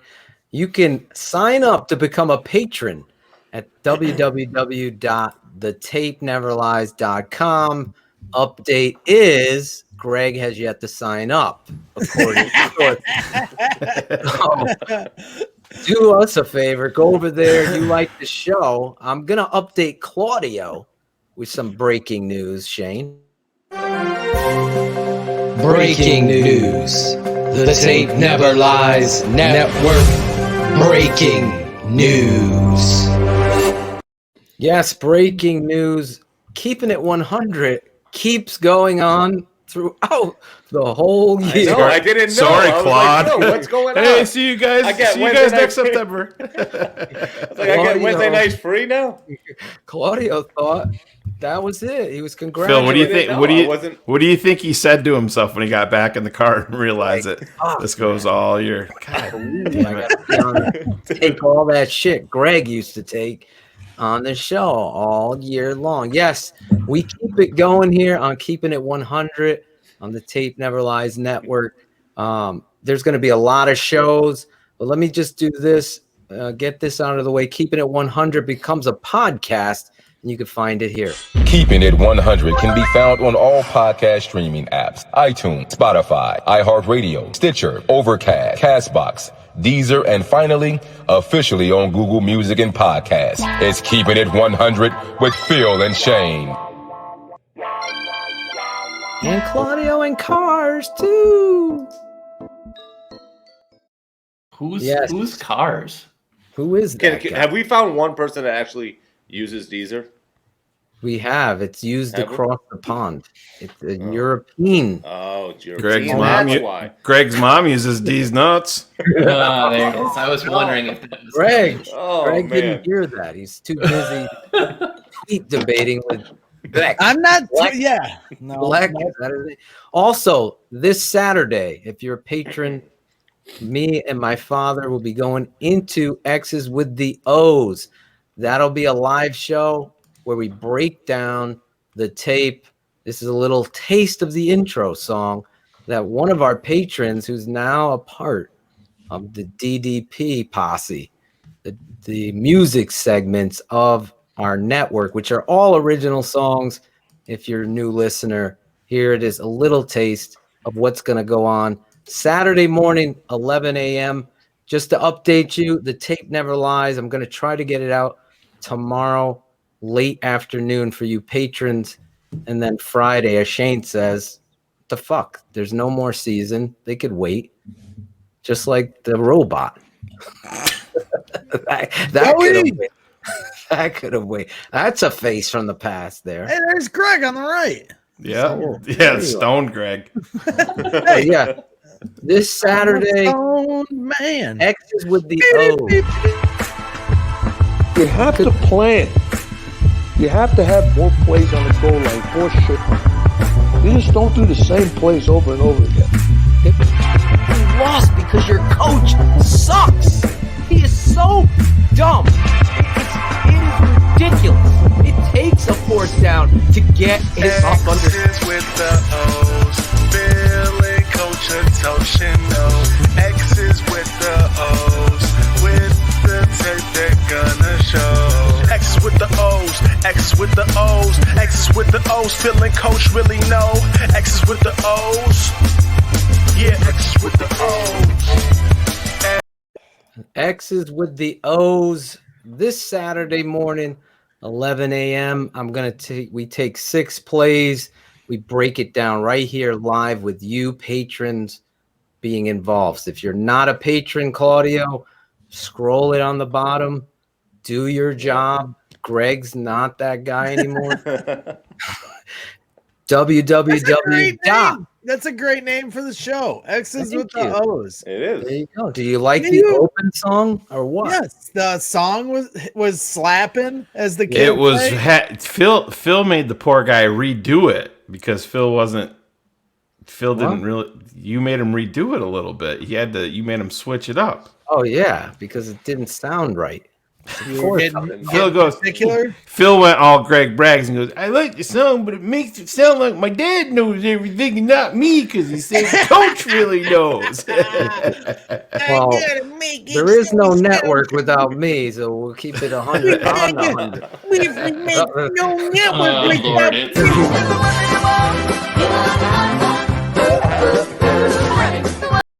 I'm gonna pay my grease Okay, you video. gotta step in the ring. No, It's gotta but keep truly, it on. X's and O's. That's a great. You come like up with- it?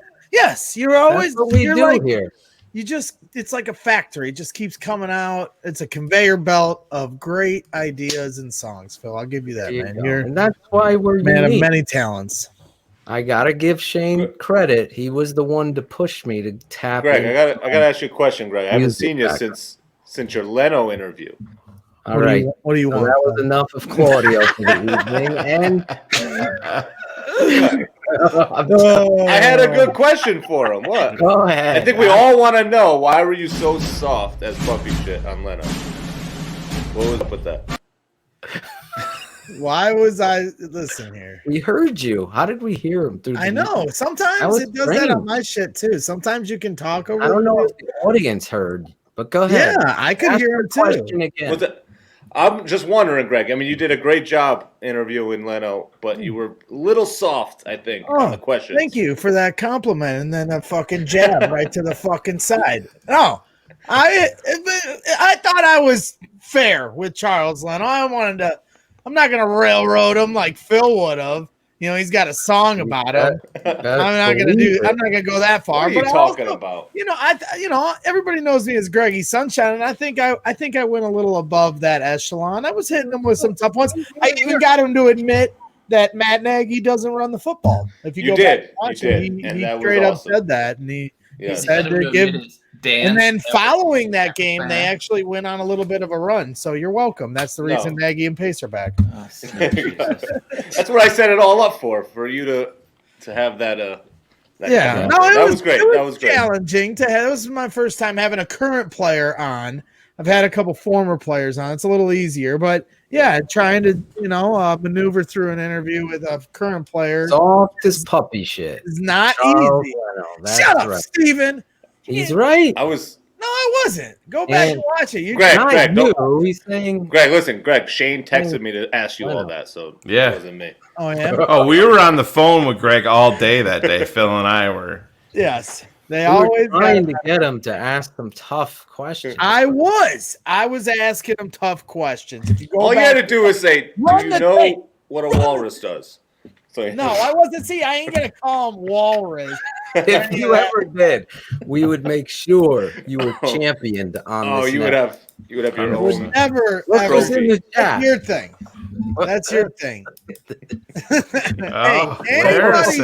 Anybody come on brags in the stand, Harrison. You should know that here. You guys brought on Bukowski, so if Bukowski can come on, we held him accountable though, didn't we? Anybody can come on here. I bring everybody. We held him accountable. It's an open door policy at Brags in the stands. All right. Did we fucking go back and forth with Bukowski hard? I enjoyed the banter. That's I enjoyed way the banter. too close to Dubakaki. Please don't say you went at him hard because it's going down a whole different. You went hard on the Bukaki, and I thought he held in there. You know, it was a solid little sparring match. You know, picking nits. You know, when we're talking about the greatness of either David Montgomery or their running back Aaron Jones, because I think they're both talented in their own different ways. But I enjoyed the sparring. I did.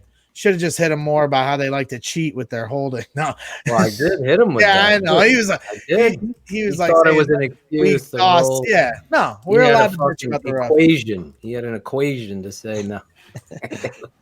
No, and then I've never understood this, and maybe Cars, because he's the in-house nerd over here, can explain this to me, because I've had some guys over at the Bears blog tell me the same thing. I think it was either Andrew or Jonathan that was telling me that the percentages show that it doesn't matter if you can run the ball well, play action doesn't affect whether or not your team is good at running. That makes zero sense to me. Like, if I talk to any former player, they would never say that in a million years. But then I've had multiple people now say this, and that baffles me. It makes zero sense. How many of them have played the game? That prerequisite. Regardless, even if the number, and just as I told, I believe it was Andrew Dennehy, I said, even if the number is true, and even if the number is true, I'm not arguing the number. I just don't believe it actually holds the merit that the number says. You still have to run the ball well. It's like, it's almost crazy to me, but you can explain it. You don't have to run it well that game, but you have to be a running team during the season, right? You have to be able to run during the season, because they've shown it with Kirk Cousins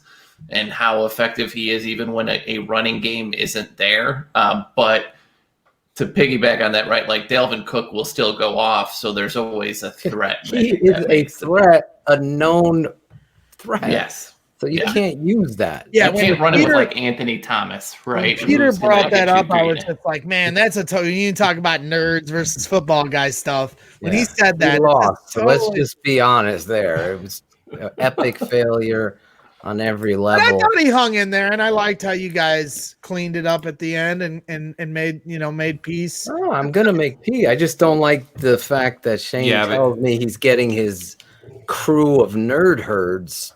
Well, yeah, they waited until later that night. Nerd herd. Manipulate. That is a dangerous sounding back thing. in on each other the next day on Twitter. I was like, oh, well, there that goes. They were friends. You better be afraid of a nerd herd. We're gonna paper cut you to death using post-it notes and the quadratic formula. Like, stand back. That's how we're gonna run this. Yeah, exactly. Take care of my fucking taxes. Stop worrying. Don't do football. It doesn't work.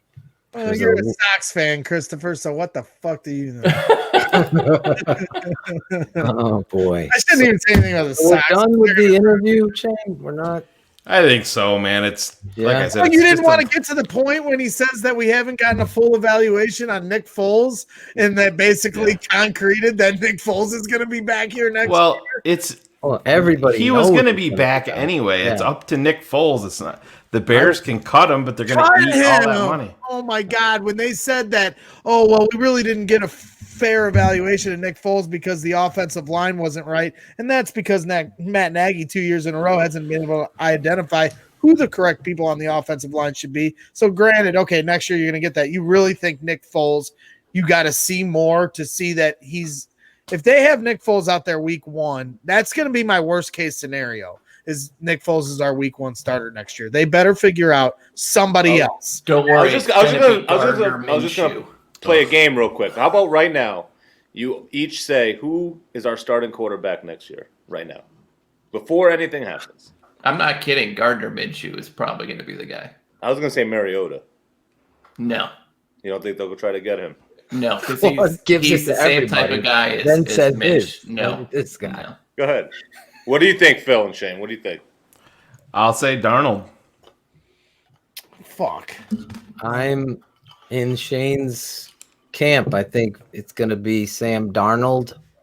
I know this name isn't popular, but I want to put my approval on the kid from the Colts. I always fucking forget his last name. You're going to go back Jacoby Brissett. I like him. He's a good. I'm a big fan of player. Jacoby Brissett. If you recognize that you're going to teach somebody, you can win with Jacoby Brissett. He's somebody I really think, I don't have faith in Matt Nagy, guys, but he's a name that I just love the football. I like his game. If given a chance, I really do. So that's another name that I'll throw in aside from Sam Darnold. Well, I'm sticking to my guns. It's Deshaun Watson, and Look if it's at not, you. I hope you're right. if it's not Deshaun, it'll be Nick fucking Foles, and I'm gonna be bitching as I walk up to the fucking stadium for the first time in 2 years. If it's Deshaun Watson, I will get you tickets to the game from Jim Larson. I was gonna say, holy shit, Phil's paying for something. I feel it. Making a phone call. That is my mission for football. Jim will be like, "Fuck you, Phil. I'm not paying for Greg." I'm full out hitting. We're doing a full out Twitter assault on Deshaun Watson every day for the next 2 months. If it doesn't work, fuck it. But that's the only. I remember. That's all we got left. He's got a no trade clause though, correct? I don't give a shit. He wants out though, so he will overrule that. He definitely wants out. He can take the no trade clause off. It just takes what we would have to give for the Texans to take us, because you heard the speculation about the Dolphins offering possibly a package of first-round picks with Tua, so you would have to have a better deal than that. But you also don't know how the Texans feel about Tua. If you're going to talk about that, let's get the info out there that Bears fans need to be realistic. You can't come out and say, "Oh, let's send them Khalil Mack and a Yeah. Second round. Let's give him Eddie Jackson 2, 3. And I'm that fan. I don't know what it would take. No. I don't care what it They takes. would- I would give them and Charles Carter. Leno straight Oh, up. absolutely. Straight And a Nagy visor. Yeah. For you to even get DeAndre in, Hopkins and the other for guy you, was- see Charles it's Leno not a that's not a quarterback. in the Just playoffs. to get in the conversation, to get into it, it's going to be 3 firsts. That's what I was thinking. That's just to open the door. I'm telling you. Yeah. Oh yeah. I mean it's going to be Would you 3 do that, firsts, Shayne? a couple seconds, and a Three third. Okay, let's say Champ Kelly goes to another organization and they pick up 2 extra. Denver signed a GM. Champ Kelly was a guy that I thought had a legitimate shot in Denver. Patton was going to be the guy that came here with Fitzgerald if he came. Yep. Yeah. Big Patton. plays are nice. There's a lot of people in chat are vehemently against, Deshaun Watson because it's kind of like the Cutler move all over again. But would you? Here it is one more time. Would you do that? 3 first-round picks and whatever extra side kicker you got to do? Would you? JJ thinks that it would start with 3, and we said Roquan and something else. What? That's a lot. What was That's the what other JJ guy? Listen, Would you do it? Roquan That's and what I'm Jalen asking. Johnson. Jalen Johnson. That's what he said. Jalen Johnson, Roquan, and 3 I mean, first-round you're picks. No fucking way. no. Look, Maybe. he's not. What if it was just the 3 Cutler. first-round? Can you imagine? What if it was just the 3 first-round picks? You're all talking on this, and I just want to put it into perspective for a fan base. Like, you had a chance to just stay at 3. Yeah, but and Phil, get this you're guy. no shit. Yeah, but I'm just saying past that's that, where yeah. if I was the GM, that I would could have won the lottery if I had the right numbers. I don't know. You know what I mean? It wasn't a lottery. You were there. Right, but you can't had the change. wrong You can, analysis. we're right now, Mike dude. That Glennon. was 3 years. You're not going to change that. But he might want to fix it and get him. He might want to fix it and get him. He didn't even talk to this kid. He said his ankles were scary. Yeah, but now he's seen him No, play. that was He's Nagy. seen him play for That's what 3 I'm years. saying. They were worried or 4 about years the under a injury. bad offensive line. A horrible offensive line. Unbelievable. It's malpractice there. Big plays are nice. We know, Matt. What is Tony talking about? Don't interrupt. Who's We What are all you talking when about? we all start talking over each other, it probably Oh. makes for bad TV. That's never happened in a No, podcast. not on this. Not on this Uh, show. Ever. I never talk, Yeah. and I'm always right. Jesus Christ. Phil? Oh, sorry. Well, it's proven in the pudding. Proven in the Chris Black said you are full of shit with that Oh, comment. yeah? But anyways, Oh yeah. I got a lot to say. I'm not gonna say it. you're on the show for it. Let's go. Keeping it honored, Christopher Black. I'll tell you what, that guy is just cracking me up.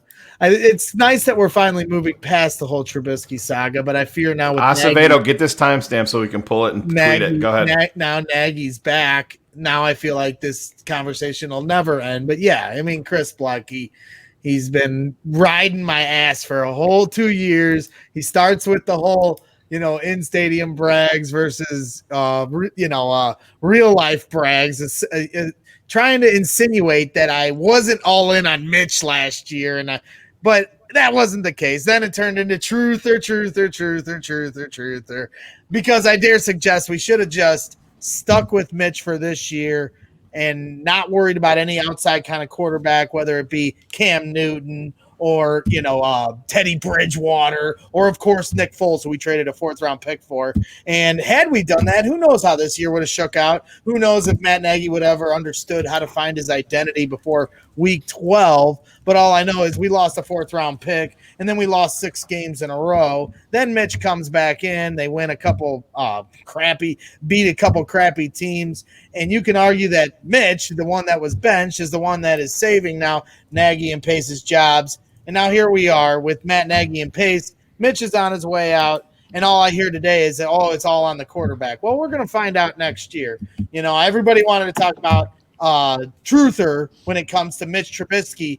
But I think, like I said, with the Nickelodeon thing, all our time spent on dragging Mitch through the coals and one Philatoshin was the only one dragging Nagy's name through the coals. Everybody wants to act like they were holding Nagy to the same standard Mitch was. Again, Cars, I was right. But they weren't. And now, look, we've got Jesus Matt Christ. Nagy and Ryan Pace running to the podium and blaming everything on the quarterback, just as they did 2 years ago when they blamed everything on the kicker. And Plays are nice.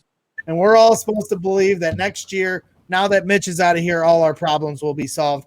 And I have a funny suspicion that will not be the case. And I also would not be surprised to see Mitch Trubisky playing better elsewhere. I know that's a pipe dream, fantasy land scenario for Mitchell Trubisky, but he's going to New England. They're going to win. They're going to win 7 Super Bowls. Leonard Floyd, playing the kind of football he's playing in LA. Nobody, everybody. Yeah, but Carr's had a great breakdown on his sacks. What was it? 7 of the 10 came against Russell Wilson and Nick Foles. 7 out of the 10. That's exactly what he did in Chicago. The Mark Anderson year. Yeah, I call it the Vic Beasley year, right? Like when Vic Beasley had that massive blowout year, and everyone's like, "Oh, look at this! Look at this!"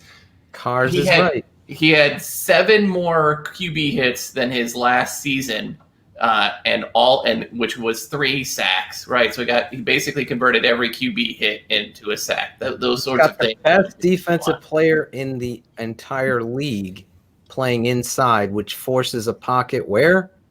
Outside. The quarterback wants to, and there he is using his speed, what he does wide and get blown out of there. He fumbles into a snap.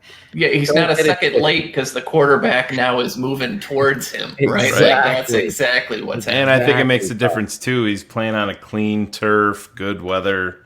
That stuff turf matters. Don't even get it twisted. That turf matters for somebody that's game. Ask Robert Quinn. Tweet, Quinn. Is twitchy. Exactly. Can we have that conversation again? Anyway, Robert Quinn. Soldier Field. Robert Quinn gets. Oh my God, I had that conversation. I got him. I got it marked, Edwin. I don't know why everybody just defaults to he's going to go to the Patriots and win a Super Bowl. He's going to the 49ers. That's what my source told me. He's going to be with Kyle Shanahan, and that's what he fits, that offense. And listen, the tape doesn't lie, Cars. There's not a lot of teaching going on, and where there is, Olin Kreutz, a friend of the show, Steve Edwards, has said they have to do it Matt's way on the offensive line. So there's a reason why the run game, and that leads us into signing up for Patreon, X's with the O's, the Tape Never Lies video series. The whole playoff breakdown is going to be out tomorrow, late afternoon, because of this presser has pushed everything back. And I'm going to tell you, in week what week was that technically? Week 18? What is it for the playoffs? Why does Houston want Leno, Trevathan, and yeah, we're not that take a shit in a pail and send that to you can't. It doesn't work that way. No, it does on Madden. It worked in Madden. It actually doesn't even work on Madden. Unless you turn off the trade. They're in cap hell. They can't. They're not going to want to touch. That's when you know your like team's made a bad trade, when you go on Madden to try to move the roster so you can, and then it won't even let you because Madden's like, this trade is not, and then you got to turn off the trade just to make the trade work. That's how you know your team. Thing that's so ironic in all of it is what Greg said, what we said with JJ, is that without Mitch Trubisky, these two guys are gone, and he's gone, and it's just so Bears, and it's so beyond this. It's not even just Mitch. It was Nagy is claiming after the Saints game, well, we found our identity at the end of the season. So that's what I'm happy about.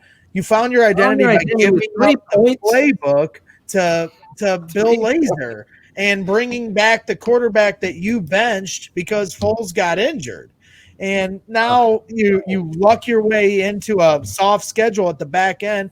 The only 2 games that truly mattered were the Packers and Saints game, and neither one of them you really showed up and showed that improvement. And you fell back to what you were prior to, and you can argue that's because those defenses are better and they're going to key on what they were trying to do against those bad teams. But regardless, it felt like they weren't even trying against the Packers. And it's like, I don't know. And then when you add in the fact that he not only gave up the playbook and then had to bring back the quarterback that he benched. So now you're supposed to have that whole sideline in check. Remember, Phil, when we talked about when I was on the sideline one time and he wasn't even paying attention to the game, and I was talking about how he doesn't even know what's going on with the whole team.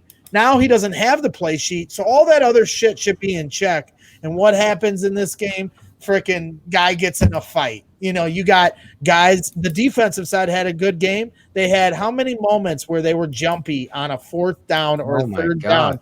That's discipline. Led to 14 points. That's discipline. Where's the coach saying, I don't care what hut they say, do not jump? There was a 4th and 4 where there was a punt. It was a crucial punt. They needed the ball back. They did not need to try to block a punt, and they're jumping, and they ended up calling a false start on the other team, and they were lucky because of it. And it's like, that's discipline. Nagy's supposed to have all that shit in check, and he doesn't. And they're going to say that he found his identity at the end of the year.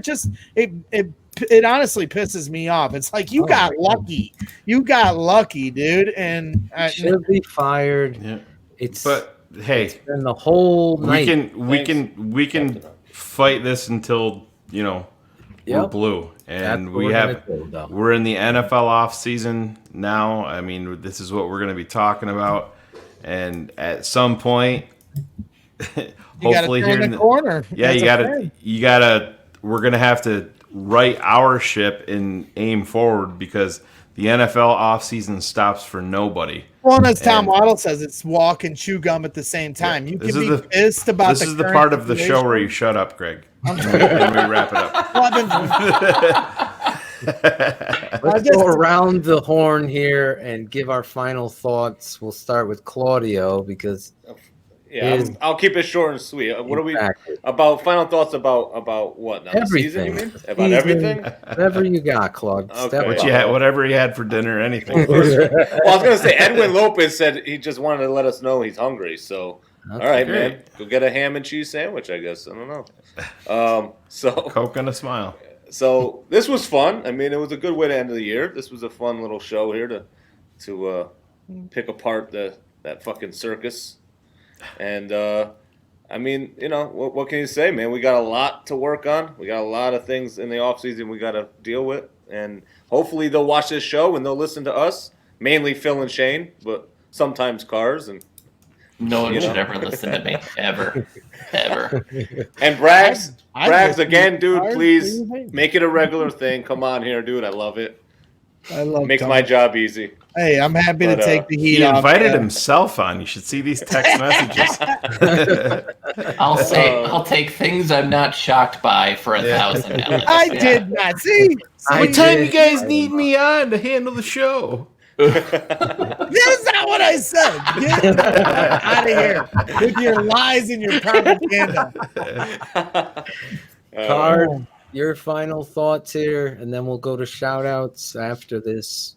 This is shout outs. Again, nothing matters until Ted Phillips is fired. So nothing changes. There's no accountability until Ted Phillips is held accountable.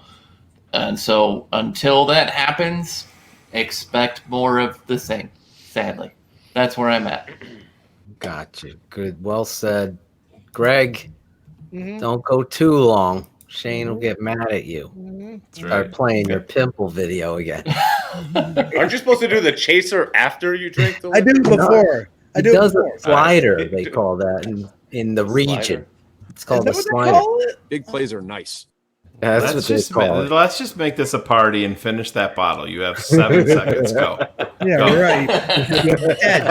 We call him Drunk Santa's coming. Drunk Santa's home. Drunk Santa. Get ready for Drunk Easter Bunny. So, no, am I supposed to do a final shot, or am I going to just shout out? Because I have a feeling I'll start talking, and then fucking Shayne's going to hit the fucking I don't care fuck. And there he went. and there he went. You showed him.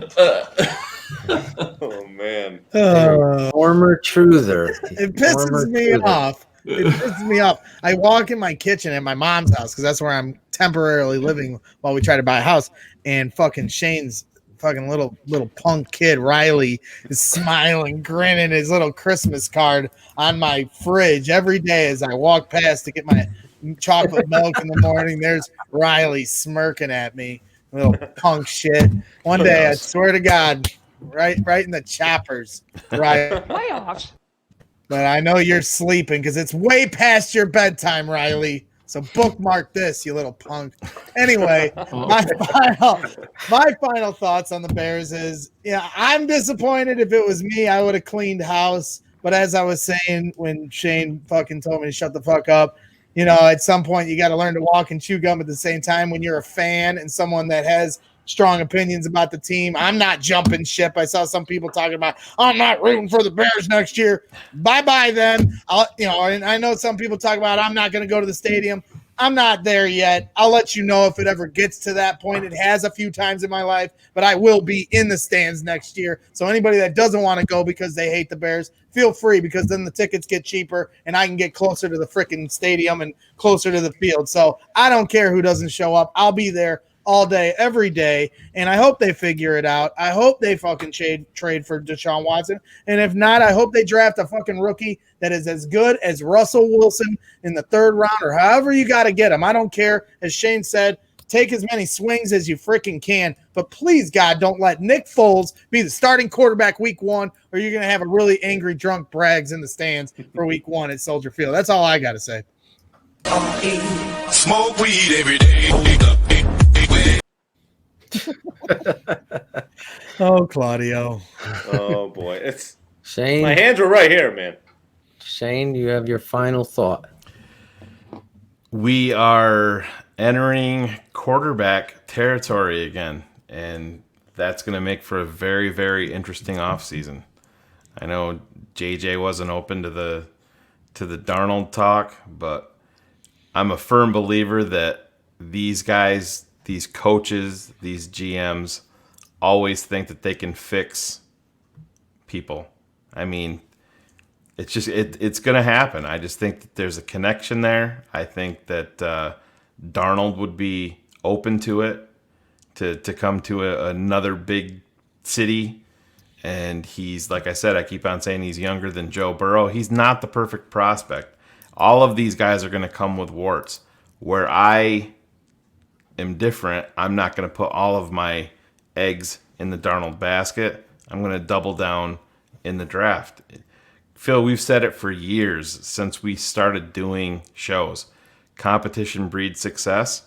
And if you go out and draft a quarterback and have him compete with Nick Foles and with a guy like Sam Darnold, to me, Greg brought it up too. That's the Seattle plan. And may the best man win. What do you have to lose? What are you going to finish? 8-8, 5-11, 4-12? Okay. You have to take swings at that position. And the Bears have not. They took a big swing and they missed. And they fell down. Now you got to get back up. You got to swing the fucking bat again. It's like falling off your bike. Tell your kid, don't cry. Get back up there. Start pedaling again. Take another fucking swing, man. You got to. It's got to be multiple swings. And if it costs you a player on defense, JJ thinks that Akeem Hicks is 100% back. I'm with Cars. You got to cut some fucking fat on that side of the ball to plug some fucking holes and give yourself a shot on offense. Because if you don't have a fucking quarterback, you're not going anywhere. And that's been this franchise's history for 101 years. Well, hey, and to your point, Shayne, 3 doubles is worth more than 1 solo shot in baseball. That's right. Yeah, you get Phil probably didn't know that, but yeah. No, I know baseball. I just don't like it. And I don't really watch any other sports, but this great game, which you saw the national championship on Monday night, and My final thoughts are this. This franchise has been joked about based on the quarterback position for years. And one person's been involved with this football team with the losing, and that's been the condescending piece of shit that you saw today. We can all make fun of anything and everything, but at the end of the day, the joke is on us, and it's unfortunate. And if we don't stand up and have a show like this and a network like this, then it's just going to go by the wayside, because I've had more than 25 people text me or DM me today, including someone I respect that played for that organization, saying they're listening to your show, TTNL Network. And that's great, but we got to be louder, people. You got to share it, you got to know it, and you got to scream it from the rooftops, because this shit is unacceptable. It really is. And at the end of the day, the trust that you are going to have with your family, with your friends, with your people should be number one, the quarterback, selected and built around. They skipped over that whole narrative and blamed that kid today. That, to me, is a travesty, an ironic one, in the fact, to Greg's credit, that this guy's job was saved because of his play against shitty teams, whatever we're going to say. But they ran a completely different offense, did they not, Cars? They ran boots and ran the ball, and then all of a sudden, Nagy shows up again. His grubby little hands, like Sean Sierra says. The reality is, I don't think it's ever going to change, because if you're not a good coach and you're not a good teacher and you don't hold people accountable, at the end of the day, the locker room, forget the locker room, it's the fans. It's the culture. It's the quarterback not trusting. It was Foles not trusting him, the guy he handpicked. So today, watching the arrogance as well as the confusion by the owner of who's actually making decisions, it was unveiled that the fucking Millhouse was. And for me, on this network, I am going to raise my voice. We're going to document it. We're going to cover the draft, free agency. But I'm not going to be one of those guys that Greg's talking about and say, I'm done with this team. I'm going to fight the good fight. I'm going to use the tape to tell the truth each and every time until the pressure is out in regards to this clown called Ted Phillips and they get rid of this coach. That's how it's going to be. It's the only way it's going to change. And I really believe that you could win despite Ted if you get the right coach in there. They couldn't do it with Ballard because he would have done it. He would have done it. I know it. He wanted to get rid of Millhouse. That's the sign. So I'm pushing for Olin Kreutz, somebody that doesn't take shit, has been there, knows it, loves it. I don't know who's playing the song, but that's the reality of my truth. I'm going to be every show. I'm going to end it. Let's get Olin to president, because that's where I feel this team will end up getting the right people. Those are my final thoughts tonight. I'm sorry for you fans that are having to endure this, but trust me, as you could tell tonight, we got a bunch of guys with a lot of sense of humor. We will have Braggs on again, even though fucking Cars hates when Greg's on. It's like Head and Shoulders. He doesn't want dick. Braggs is the dandruff. I'll get him to turn eventually. It's called mind manipulation. It's the exact same way I got Jenny to marry me. And there's a little bit of a struggle. You'll go through a range of emotions. Do I hate this fucking guy? Do I love him? But eventually I'll trick you. Your mind will get worn down and you'll eventually love me.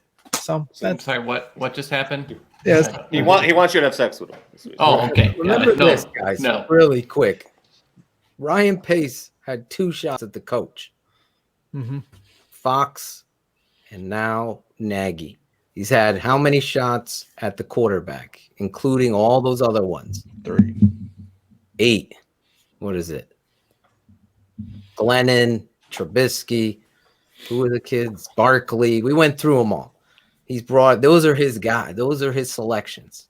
At some point, you got to call it what it is, George and Ted. It's not football decisions. That's why I feel like Olin is the guy, because it's not that. It's a little bit more simple.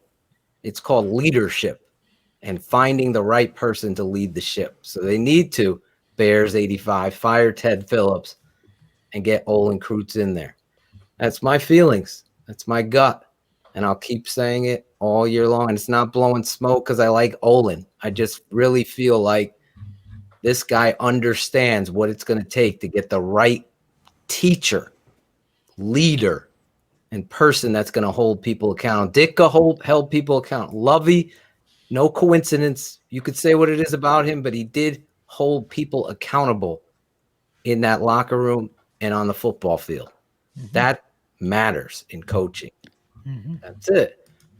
Shout outs. Shayne, you got a quick shout out? I thought we just did it, essentially. That was your final thought.